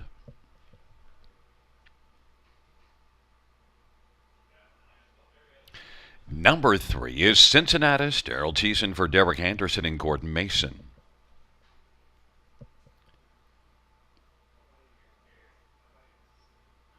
Four is Booker Sealster, Terry Fritz drives and trains for David Wilson. Number 7, the Cheeky Bugger, Damian McClellan for Emma Christoforou and Charlembos Christoforou. It is a field of 5 for race number 7. Let's get a look at this field, and we'll start with number 2, Wicked Ending, and well, has only had one happy ending in his career, and that was a win this year, but 15 starts. But Wicked Ending, last race, well, improved, even though it was a 6th, it was closer to the finish. Got to give him the edge here, Gary. He is the most experienced of these. He's the lone winner in the field, and he does show 56 speed in both starts over Grand River Raceway this season. I do like the fact he was home in 28-3 in the latest, though he was passed by a few horses through the stretch. It's not a gimme that this horse should win this race. I like his chances. Not a big fan of the price, though. And I should tell you, sometimes experience doesn't matter, because I've got lots of experience, and it hasn't helped me any. Listen, others to look at.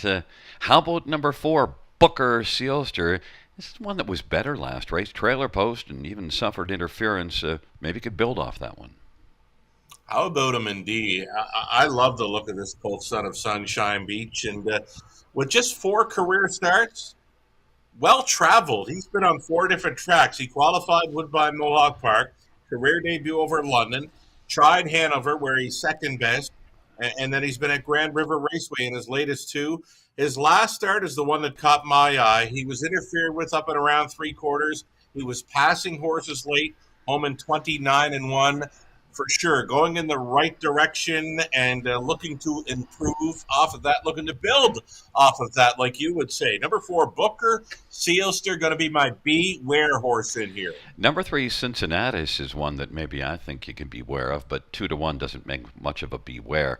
$170,000 yearling purchase that, well, kind of got a late start to his career. Didn't get started till a 4-year-old. He's only had 3 starts. But the last one, he battled hard and was much more of a factor. Yeah, he was first up for a long ways. He was the favorite on that occasion. He's making a move towards the half in 57-3, and he paced his back half in about a minute. He was all out though, and for that reason, I'm going to put him third best of these behind the 2 and 4. But a win would not surprise me. I think Daryl wants to keep this horse covered up a little longer this time. And then we have, right now it's close on the tote board between Sister Control and the Cheeky Bugger. I got to tell you, when I first looked at the 7, because I didn't remember announcing this horse back in December. I thought it was the Cheeky Burger. Maybe I'm just hungry. I don't know. You know, sometimes we as announcers, we kind of shake our head at some of the names that pass on through to the other side, right? And, the Cheeky Bugger, this Cheeky Bugger at 8-1, could be best of the rest. The rest is just one other horse, the one, Sister Control. Yeah, I should have remembered him because he raced really well December the 4th at Flamborough, but you can't remember all the horses. He's had 3 top 3s in 5 starts. The Cheeky Bugger. I won't call him Cheeky Burger. You know, my favorite thing sometimes is when you've really butchered a horse name. And if you're going to get it wrong, I mean be way wrong. One time I called a horse I'm Hot EP. It was Imhotep. How's that for not being close?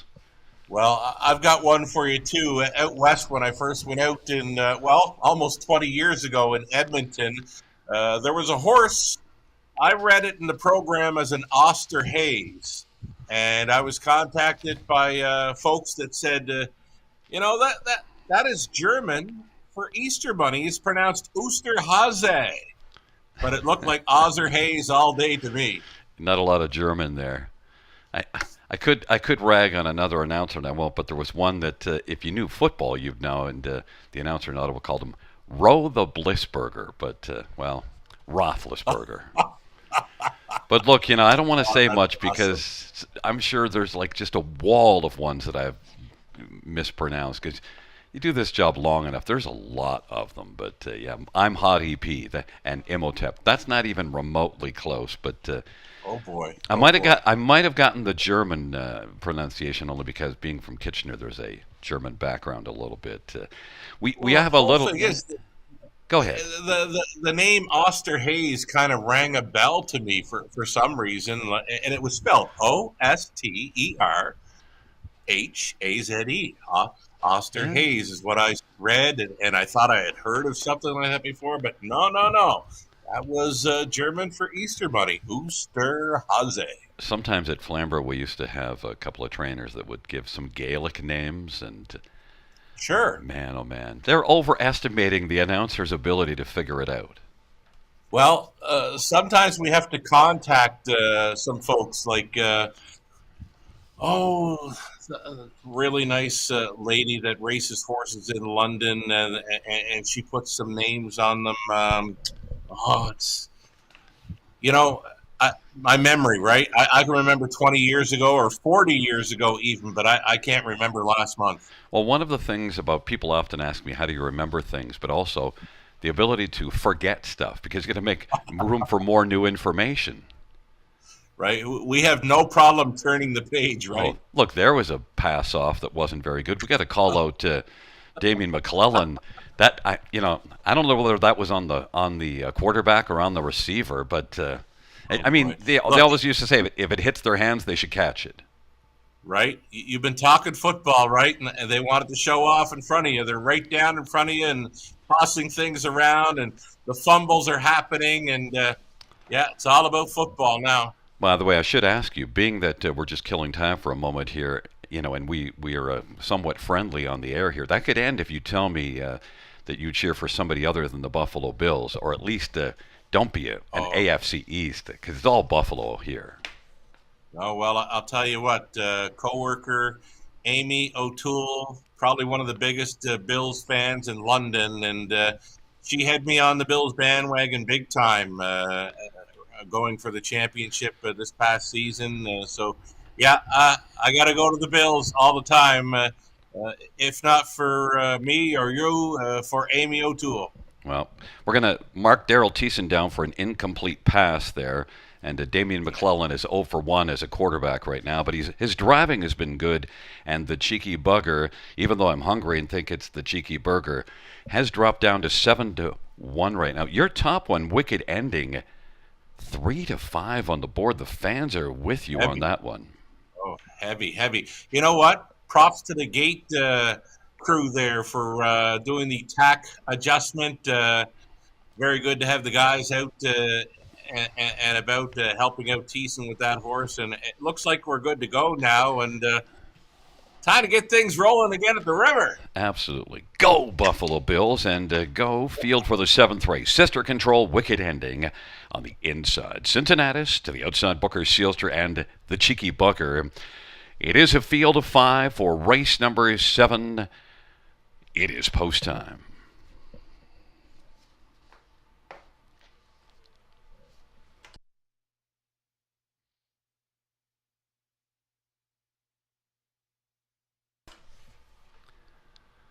Field for the 7th race is approaching the start.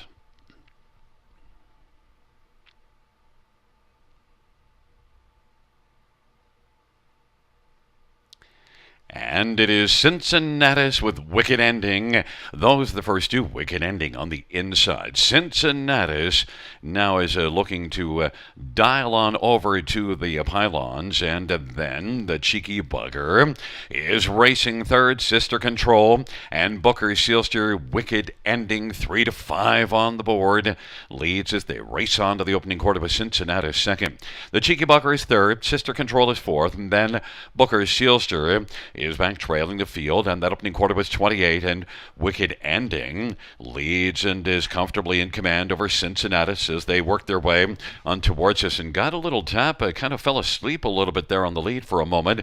Wicked Ending, Cincinnatus, and then the Cheeky Bugger and Booker Sealster on the outside, and Sister Control on the pylons. Off at 28 second opening quarter.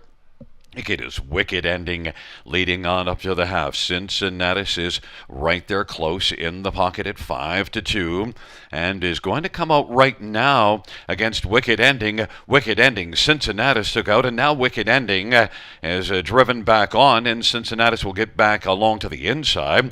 Up at 57-2 halftime. Wicked Ending, Cincinnatus is out right now, and Cincinnatus now is coming after Wicked Ending, and they hustle by 3/4. It is Cincinnatus and Daryl Thiessen. Wicked Ending and Travis Henry on the inside. Stride for stride. 3/4, 126-3.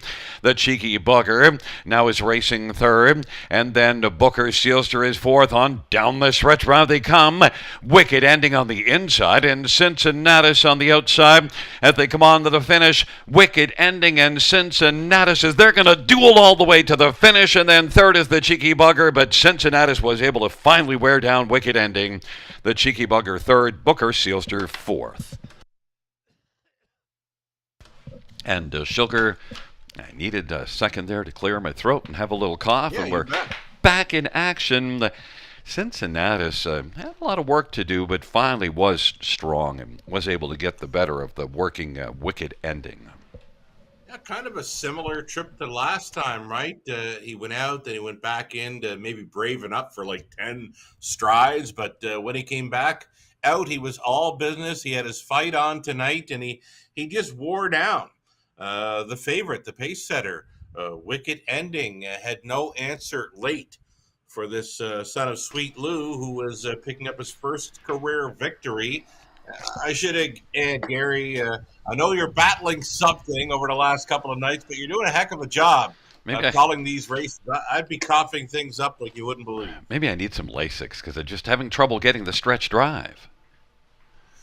Oh, a little Lasix for the end of the mile, right? It helps those horses. Maybe you need that recipe. You know what I liked about Cincinnatus? He looks like he's a big, strong horse, and when he was sitting in behind Wicked Ending, and Wicked Ending also seemed a little bit maybe just, you said he has experience, but even a couple times he kind of seemed to fall asleep a bit on the lead and uncertain. Might not be the best spot for him, right? That lone victory, he's a winner, but he only managed 31 flat on the end. Now, this Cincinnatus certainly becoming a grit grinder type because he just wouldn't go away in there.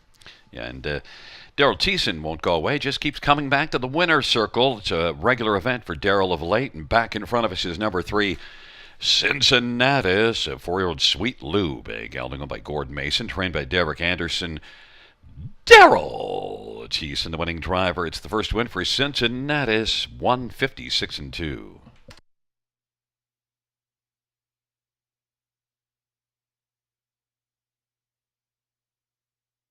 It is the driving double on the evening for Daryl Thiessen. Double Barrel Daryl with the double.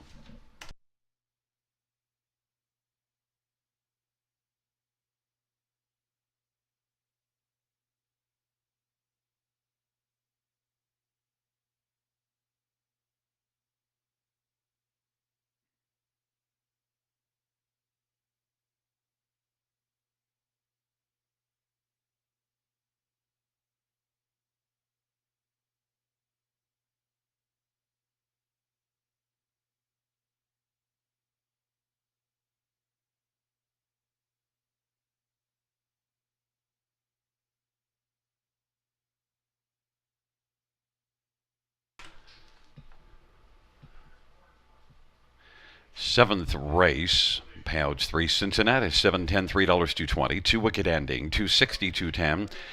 And number 7, the Cheeky Bugger, $230, $2 actor, $14. Dollar tries, $17.55. Dollar super, $19.50.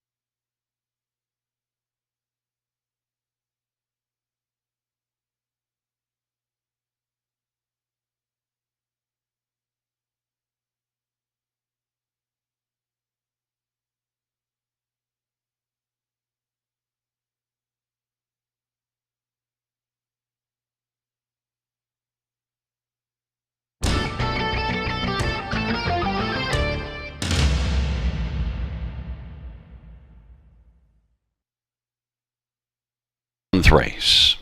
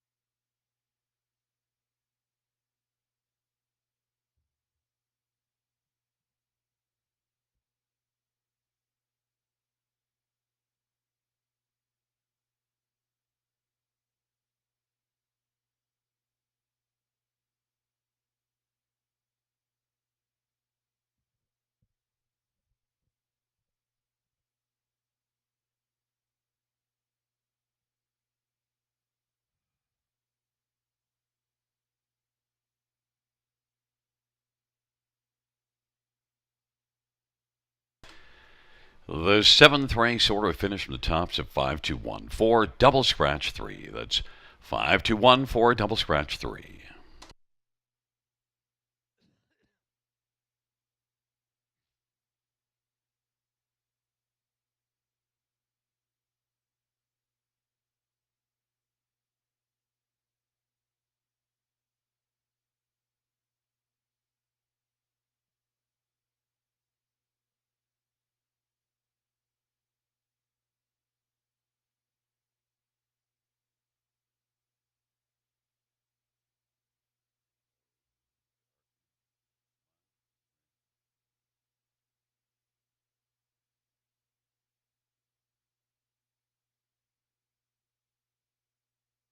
I'm Natasha Day. I train and drive harness racing horses at London, Ontario. These are my main products that I use in my racehorse barn that are all Omega Alpha, the Biotic 8, the Immune Plus, the Anti-Flam, which is great for the horses after they've had a hard day racing. The Biotic 8, I swear by it. Get all the dapples out, gets the old coat out, gets everything pumping and moving and makes the shine really come out.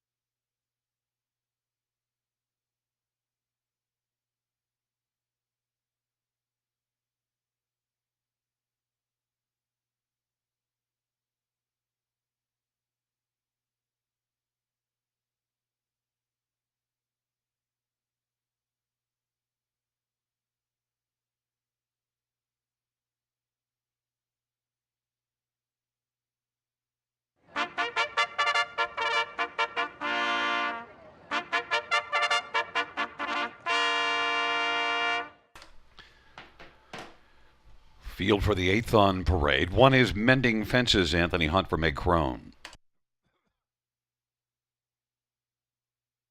Number 2 is Razin Jazz, Daryl Thiessen for Ashley Lenvoy and Gino Toscani. And number 3 is American Land, Scott Young for Catherine Flanagan and Winters Racing. Number 4, Jazz Bet This Lady, Jason Ryan for Roger Gebhardt and Carol Gebhardt. 5 is Stonebridge Drama, Austin Surrey for Jared Mann and Allison Hepburn. And number 6, Mystic Wild Rose, Sammy Filia for Melissa Lamoureux and a numbered company. Let's get a look at this field and, well, down on the inside, 1 Mending Fences is one that I did not use for the win spot because, well, she has to mend a few fences with me. She slightly got on a list. Mending Fences 5th last time out, but inside post. I think the mending can happen right here. I love the chances for 1 Mending Fences tonight, Gary. She's been a great check getter this season, yet to hit victory lane, but I think that happens tonight. I went back to watch her replay. I wanted to know what happened. Well, she left good enough to sit 5th. She took a wicked shuffle.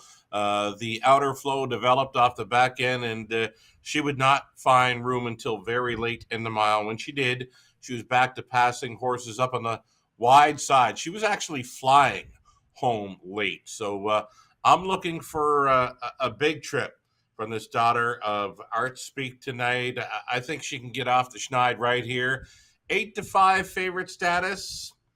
She was a heavy favorite on the morning line, and this is an easier spot. I'd like her to sit up a little closer if she can. I don't know if she can leave enough to be on the lead, but I want her closer because she's got a big push late. Your second one, Mystic Wild Rose, is a little bit on the win-shy type. 1 win in the last 39, but this one, the last few starts, has shown some better signs, so maybe you're on to Mystic Wild Rose to be blooming here. Well, I do like Sammy Filion and his driving ways at the river. Big final half for this one last time out. It's been closing up well, passing horses in each start over the river, the latest 2, and compact field of 6. If she does not leave, she won't be sitting too far back in here. And again, she's always passing horses late, always gaining ground on the front end type. So I give her a big shot here as well. One that I took on top, but I thought I'd get a little bit of a price, was number 2, Razin Jazz, and, well, double-barreled Daryl Thiessen driving Razin Jazz, and hasn't raced since the middle of January and wasn't exactly tearing things up before that layoff, but last year did win here in 52.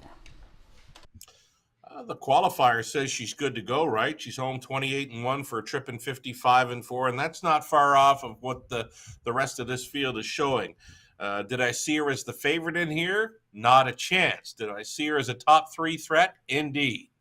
And then Stonebridge Drama, not really all that good last race, but the one just before it was fine. And Stonebridge Drama is a class dropper. I'll tell you, I have a hard time leaving one sent up by Jared Mann out of the top 3, but he's especially got a big win percentage on the year. Maybe Austin Surrey can get Stonebridge Drama fired up. This is one with back class, and Jared Mann has won 103 starts this year, 29 wins. Yeah, I like her for the superfecta. The reason I didn't put her any higher because she was a little bit flat last time out, so maybe she can turn things around tonight. She'll have to prove me wrong, though, to do better than what I've had her pegged for. But the players seem to think that she can get along well with these. 4-1 price player, and yeah, I just couldn't get there for a top 3 finish on her. Sugar, our top 2 are the top 2 on the board. You're with Mending Fences at 2-1, and I have Razin Jazz at 8-5. I didn't anticipate 8-5. We'll see how it unfolds. Mending Fences, Razin Jazz on the inside. American Land, Jazz Bet This Lady. And to the outside, Stonebridge Drama, Mystic Wild Rose.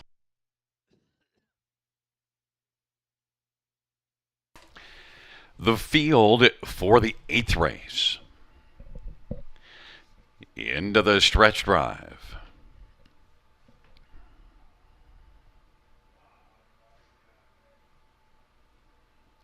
And the field for the 8th race is at the start in the rough. And Stonebridge Drama, Razin Jazz, and Mending Fences. Now Mending Fences are going to press through on the inside to be second. Razin Jazz is going to take back, find a seat third, and is in front of American Land. Then Jazz Bet This Lady, Mystic Wild Rose is trailing. Stonebridge Drama's got the lead for Austin Surrey. Mending Fences is second as they race to the opening quarter. Then it is Razin Jazz, American Land, and Jazz Bet This Lady. And Mystic Wild Rose is trailing the field. Stonebridge Drama and Austin Surrey, 27-3 opening quarter, and is in command and leads by a couple of lengths right now. Mending Fences second, Razin Jazz third. American Land is racing fourth, and then Jazz Bet This Lady and Mystic Wild Rose. And the field races on up to the half off that 27-3 opening quarter. And Stonebridge Drama, much better this week. Right now leads by about 2.5 lengths. Mending Fences second. Razin Jazz now is moving up. And Razin Jazz, the one that I trumpeted as the one to beat, is coming on now. Stonebridge Drama, Razin Jazz is rolling. Razin Jazz against Stonebridge Drama. They're striding together and rolling by 3/4, stride for stride. And it is right now Stonebridge Drama, Razin Jazz on the outside, 124 and 4 3/4, and Mending Fences third, American Land, and then Mystic Wild Rose and Jazz Bet This Lady. Razin Jazz is having to work very hard against Stonebridge Drama. They're going at it, but Razin Jazz on down the stretch round they come. Razin Jazz, Stonebridge Drama, they have been going at it, and they are still fighting to the finish, and it's going to be a close one, but Stonebridge Drama turned back Razin Jazz. Mystic Wild Rose and Mending Fences, 154 and 1. Stonebridge Drama, what a difference a week makes. What a difference a week makes. You're right about that. Flat last time out, so maybe she had some work done vet wise during this past week. That happens with racehorses, especially the claimer types. But Stonebridge Drama, 10-year-old daughter of Cam Luck, something wasn't right last time out, but all systems go tonight. Front end missionized, 154 and 1 sharp winner. Yeah, and I thought for certain Razin Jazz was going to wear down Stonebridge Drama eventually. Certainly was game, but just kept on going. Well, there was a bit of an edge for Stonebridge Drama when being on top. You know, she did drift wide coming into the final turn. That carried Razin Jazz out a little bit wide. Maybe took away a little momentum, but right now, no inquiry. There you see, a little bit wide coming into the turn, the front two, but did not appear to be any contact. So likely the 5 and 2 to stand here. The 6 closed up really good from last to be third. Yeah, and I think the other thing you look at, Daryl never stopped driving his horse, so didn't have to check up, just was able to just keep on chasing and chasing. But chase all he wanted. Double-barreled Daryl was not able to track down Austin Surrey with Stonebridge Drama. Yeah, just a mare that knows how to win, that loves to win. That's 38 career victories, so certainly knows her way to victory lane. And here she's got another one. Austin Surrey back to the winner's circle at the river. And it is Stonebridge Drama, 10-year-old Camlock Bay mare owned by Allison Hepburn, trained by Jared Mann. Austin Surrey victorious. It's the second win for Stonebridge Drama this year, 38th lifetime.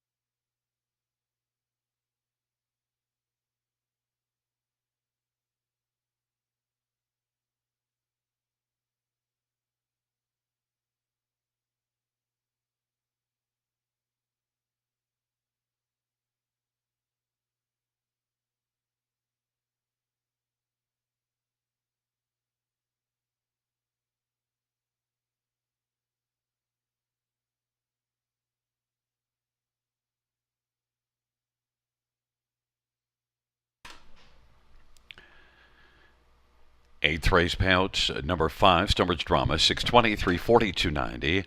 2 Raz and Jazz, $3.10, $3. 6 Mystic Wild Rose, $3.60. $2 Exactor, $21.40. Dollar Try, $46.10. Dollar Super, $76.60.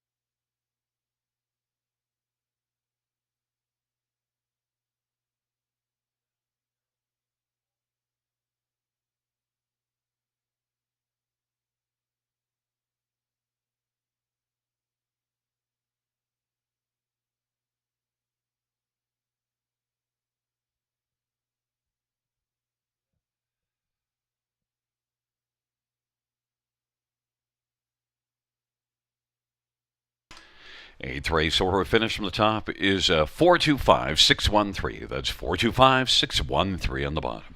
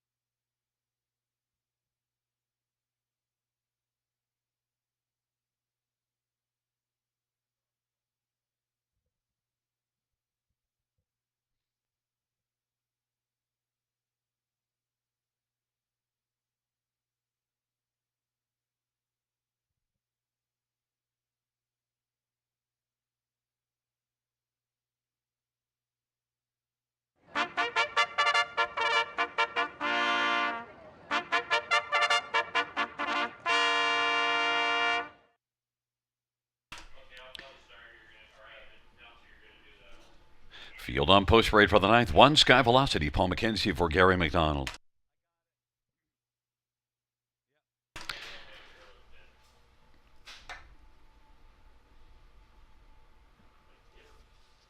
Number 2, My Only Sunshine, Damian McClellan for Mark Winnicott. And number 3 is Plaisir, Jason Ryan for Kayla Hendry and Natalie Woodlett. 4 is Jules, Diamond Eyes, Sammy Filia for Brett Lester and Rebecca Williamson. Number 5 is All She Can, Daryl Thiessen for Wayne Smith. Number 6, Watch Me Dance, Travis Henry for Michael Patterson. Field of 6-4. Race number 9. Well, we have a difference of opinion here in this dash by a kind of a country mile. Your top one, I believe, is 5, All She Can. It is. That's no mistake. I like the chances here. Hot hands, Daryl Thiessen on board, but I had this mare picked earlier today after checking out a replay. She was saving ground late to come on to be third, home in 29 for a trip in 55-3. Any kind of similar performance for that mare against these could put her in the winner's circle. Well, I'm not doubting you. Just making sure. And look, All She Can. Daryl's been red hot of late, double-barreled Daryl, and All She Can for Wayne Smith. And that last race certainly was much better because the previous one, well, broken equipment, so you can give her a pass, and then the one before it was a trailer post, and then you go back to a win. The thing also with All She Can was in this class last race where a couple of others, well, one in particular, two of them are moving up in class, but All She Can, you get a nice price of 5-1.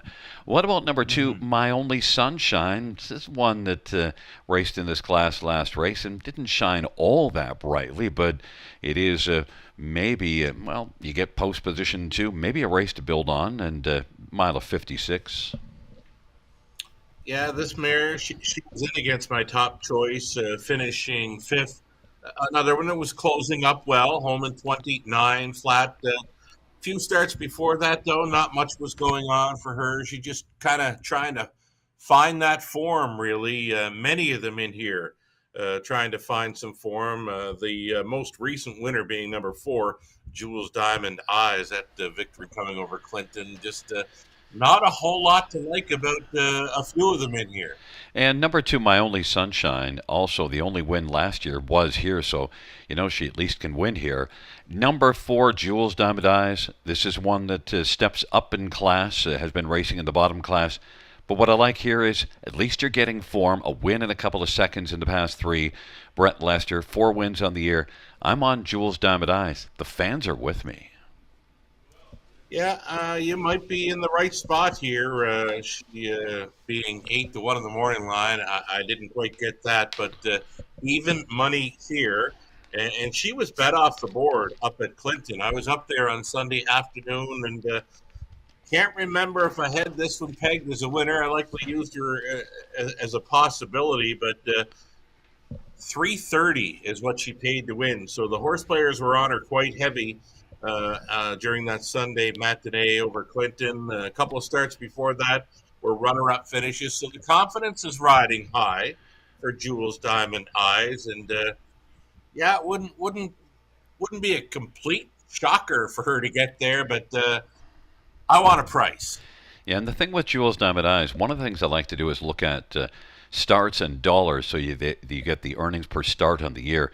And she is clearly well ahead of this field. She's made almost $1,000 a start this year, and while many of the others are down under $500 a start. So Jules Diamond Eyes has been one that's been returning good money and better of late. One more is number 1, Sky Velocity. This is one that actually I wanted to take a flyer on, and I did use for second. Every once in a while pops up with some good starts, and of late it was good until last race at Clinton from the trailer post. But if you look at those starts before that, a second and a third, one at Clinton and one here. Yeah, Sky Velocity, she's hard to figure out. Most times she likes to race up close, but her last time out over Grand River actually came from sixth to be third and was closing up very strong on the end in 55-4. So she's back to a track where she looks to kind of like it, right?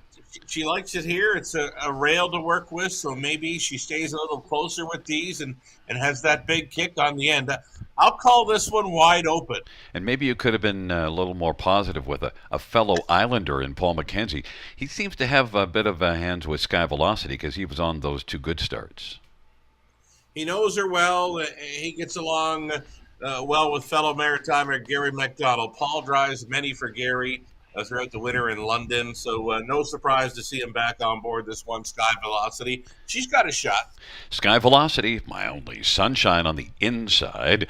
In the center, place here in Jules Diamond Eyes to the outside all she can and watch me dance. Field turns into the stretch drive. Jules Diamond Eyes is an odds-on favorite.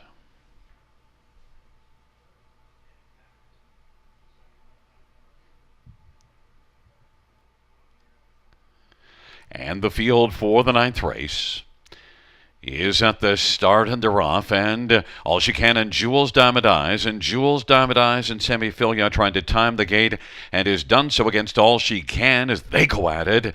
Then My Only Sunshine is currently racing third, and then fourth is Sky Velocity. All she can, though, is going to drive on and clear to the front now.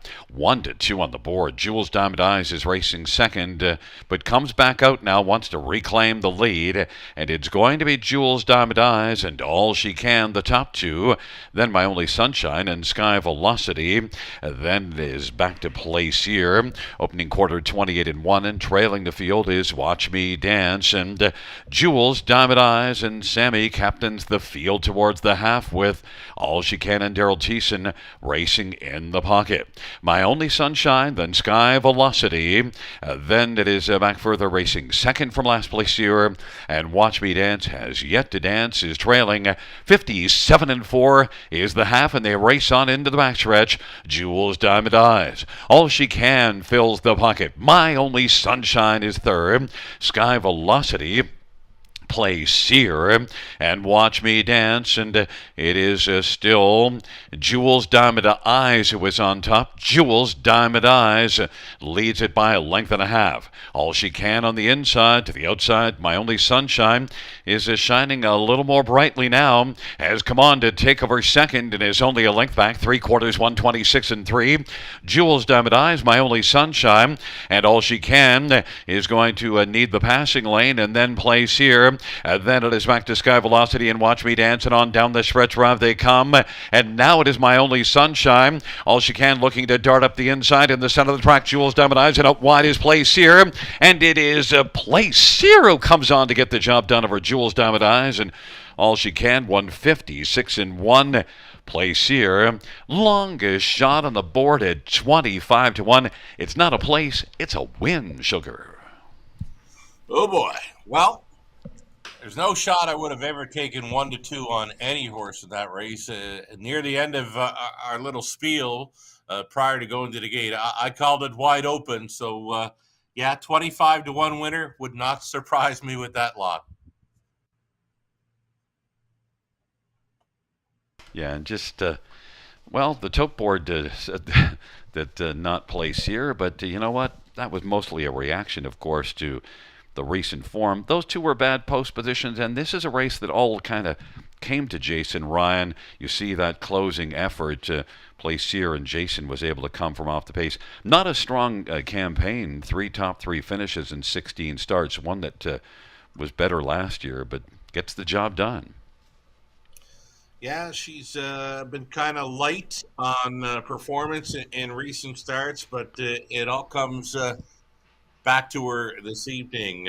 Plays your daughter of Heath watching, and you know what? As a 7-year-old, she just took a lifetime best mark of 156-1. I was a little nervous because the camera people originally followed out a different horse, but then I got, no, Place Here got there. What are you talking about? It's there. I mean, look, beat Jules Diamond Eyes and Actually, Jules Diamond Eyes surprised me. Kind of stalled towards the top of the stretch and then kind of found a little more gear. Well, the last time she cut a mile out was in London. It was from the 6th hole. She got past late. She was only 31 and 3 on the end. So when I saw her going to the top, I thought that's probably not the spot where she wants to be. Yeah, I was surprised she held on to just be beaten about a head, but it is Plaisir and Jason Ryan who gets the win. It is Plaisir is a 7-year-old. He's watching Bay Mare, owned by Natalie Willette and Kayla Hendry. Kayla Hendry is the trainer. Jason Ryan, the winning drive. Second win on the year, 10th lifetime for a Plaisir.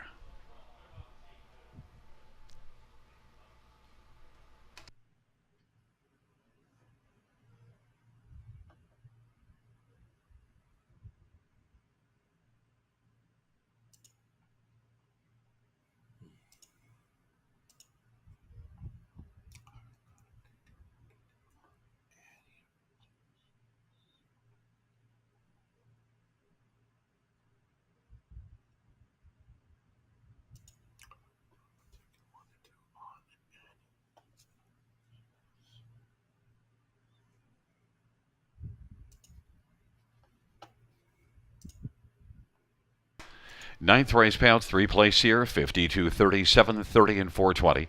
For Jules Diamond Eyes, 250, 210, 5 all she can, 260. $2 exactor, $100. Dollar try, $144.05. Dollar super, $369.15. 20-cent super, $73.83.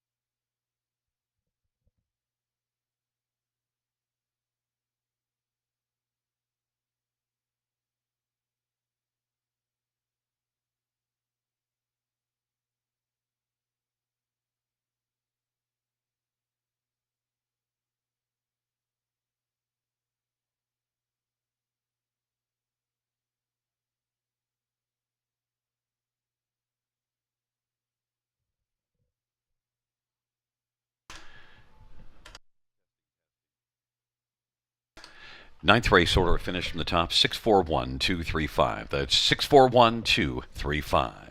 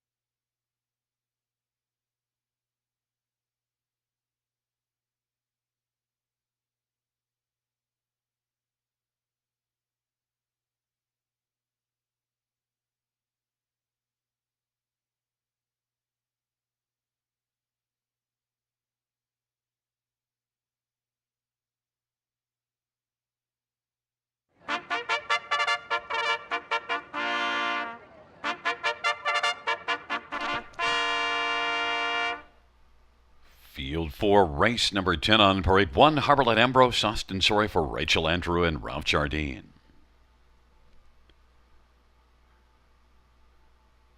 Number 2 is Onyx Bovino, Jay Harris for Lacey McCabe. Number 3 is Lotto Max, Anthony Hunt, Dale Fritz, and Edward Aitchison. And 4 is All Right, Jason Ryan for Zachary Carroll and Karen Carroll. 5 is Wild Dog Holiday, Damian McClellan for Kyle Bostons and William Brown.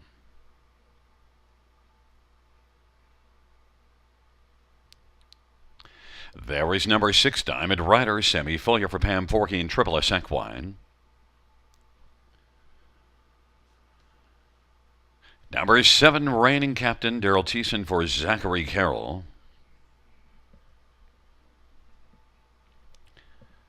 And number 8 is Wicked Prince, Travis Henry for Sean Stacy and Hunt Racing.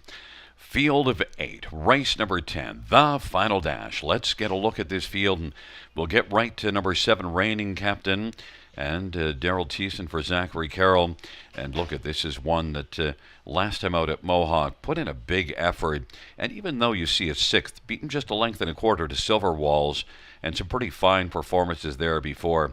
Really, Reigning Captain and Diamond Rider anticipating getting most of the love. I love the 6-1 on Reigning Captain.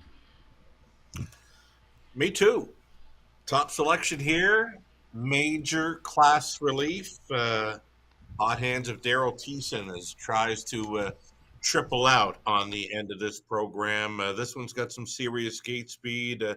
You go 3 back to May 24th. He's parking to a half of 55 and change over the big track, and a winner there in 52. He's roughed up last time out, still managed a mile in 51 and 3. I believe he's sitting on a big one here. Number 7, Reigning Captain, at a juicy 8-1. That's a price that I did not anticipate. Zachary Carroll, a smaller barn, but really effective in the win column on a 401 training average. And you get Daryl. Look at number 6, Diamond Rider. You have to anticipate he's going to take a lot of money because, well, look at the last race.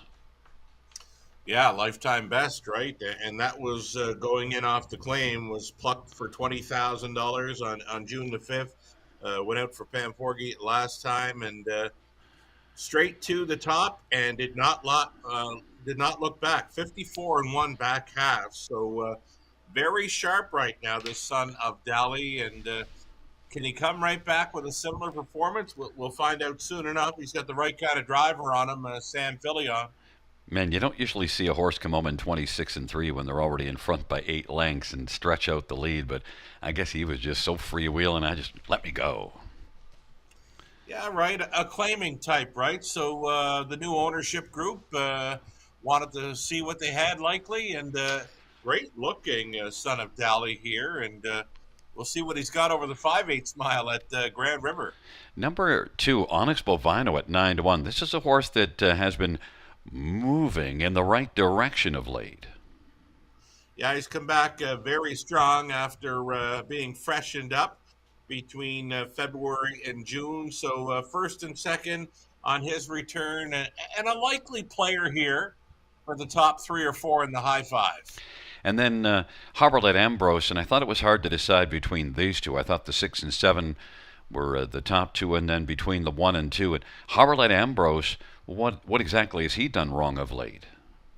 Right, nothing wrong with that form coming in. He's been showing first, seconds, and thirds in each of his last 5, and over multiple tracks, right? Flamborough, London, Grand River Raceway. A rail to work with, just has to sit in the top, well, the front half of the field to be a factor in this high 5 play. I've got him pegged for 4th, but he could be 3rd. And he leaves well enough to be a player. Wild Doc Holiday is one that from the trailer post last race came closing, and that was Ken Middleton's top pick, and it was an understandable one. He could build off that last race. For sure. Finished strong 3rd. It's the 3rd start back off the layoff right here. Would not surprise me to see him finish better than my 5th spot where I've got him. Longest shot on the board. That was hard to believe. Yeah, 40-1 last time out with Wild Doc Holiday, and Kenny Middleton took him as his play of the night as a long shot play.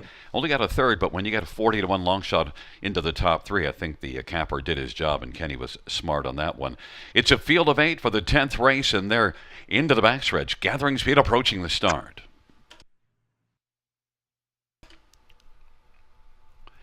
Field for the 10th race.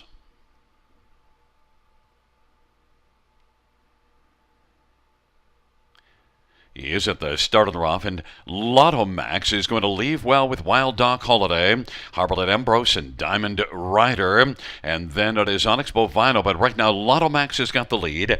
Lotto Max is on top, and Diamond Rider went off stride. Harberlet Ambrose now is going to come on and try to grab the lead from Lotto Max. Harberlet Ambrose, Lotto Max is racing on the inside.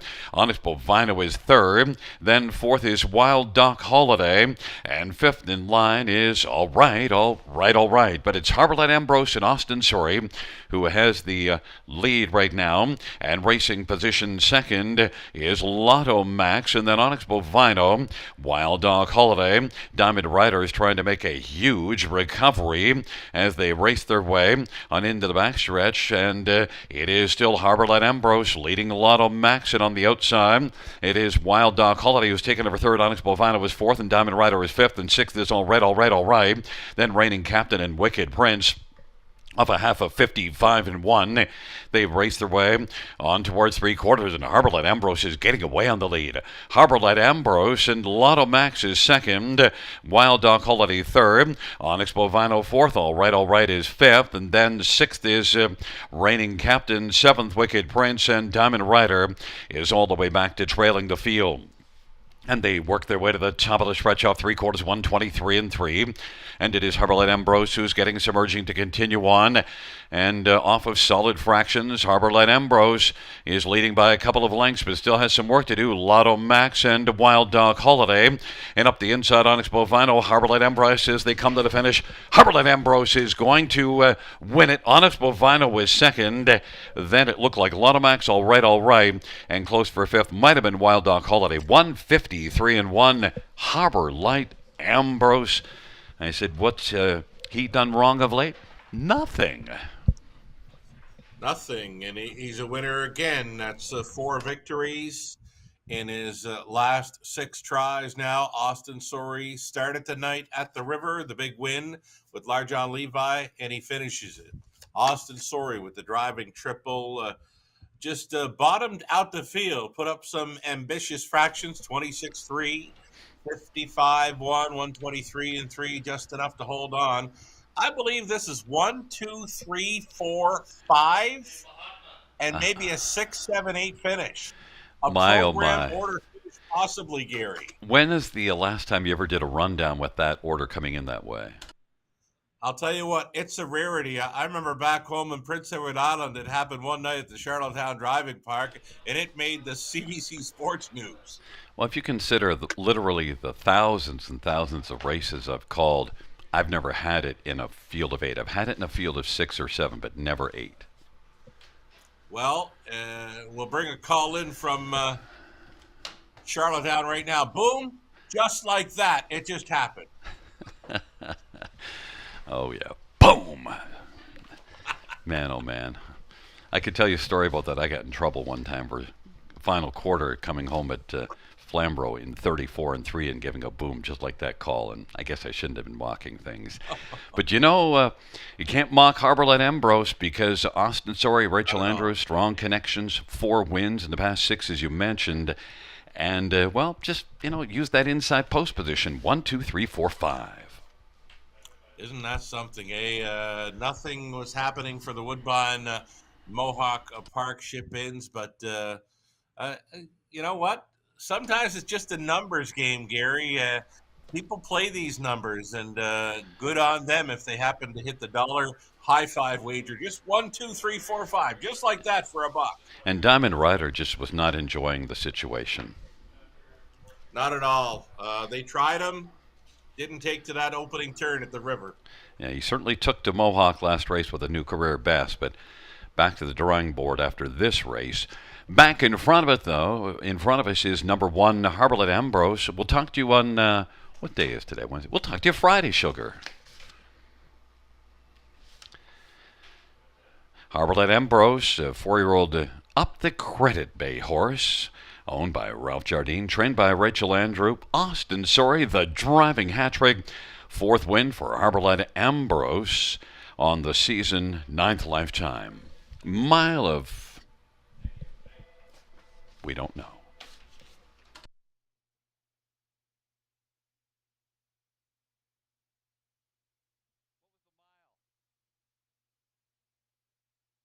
Mile time 1:53 and 1.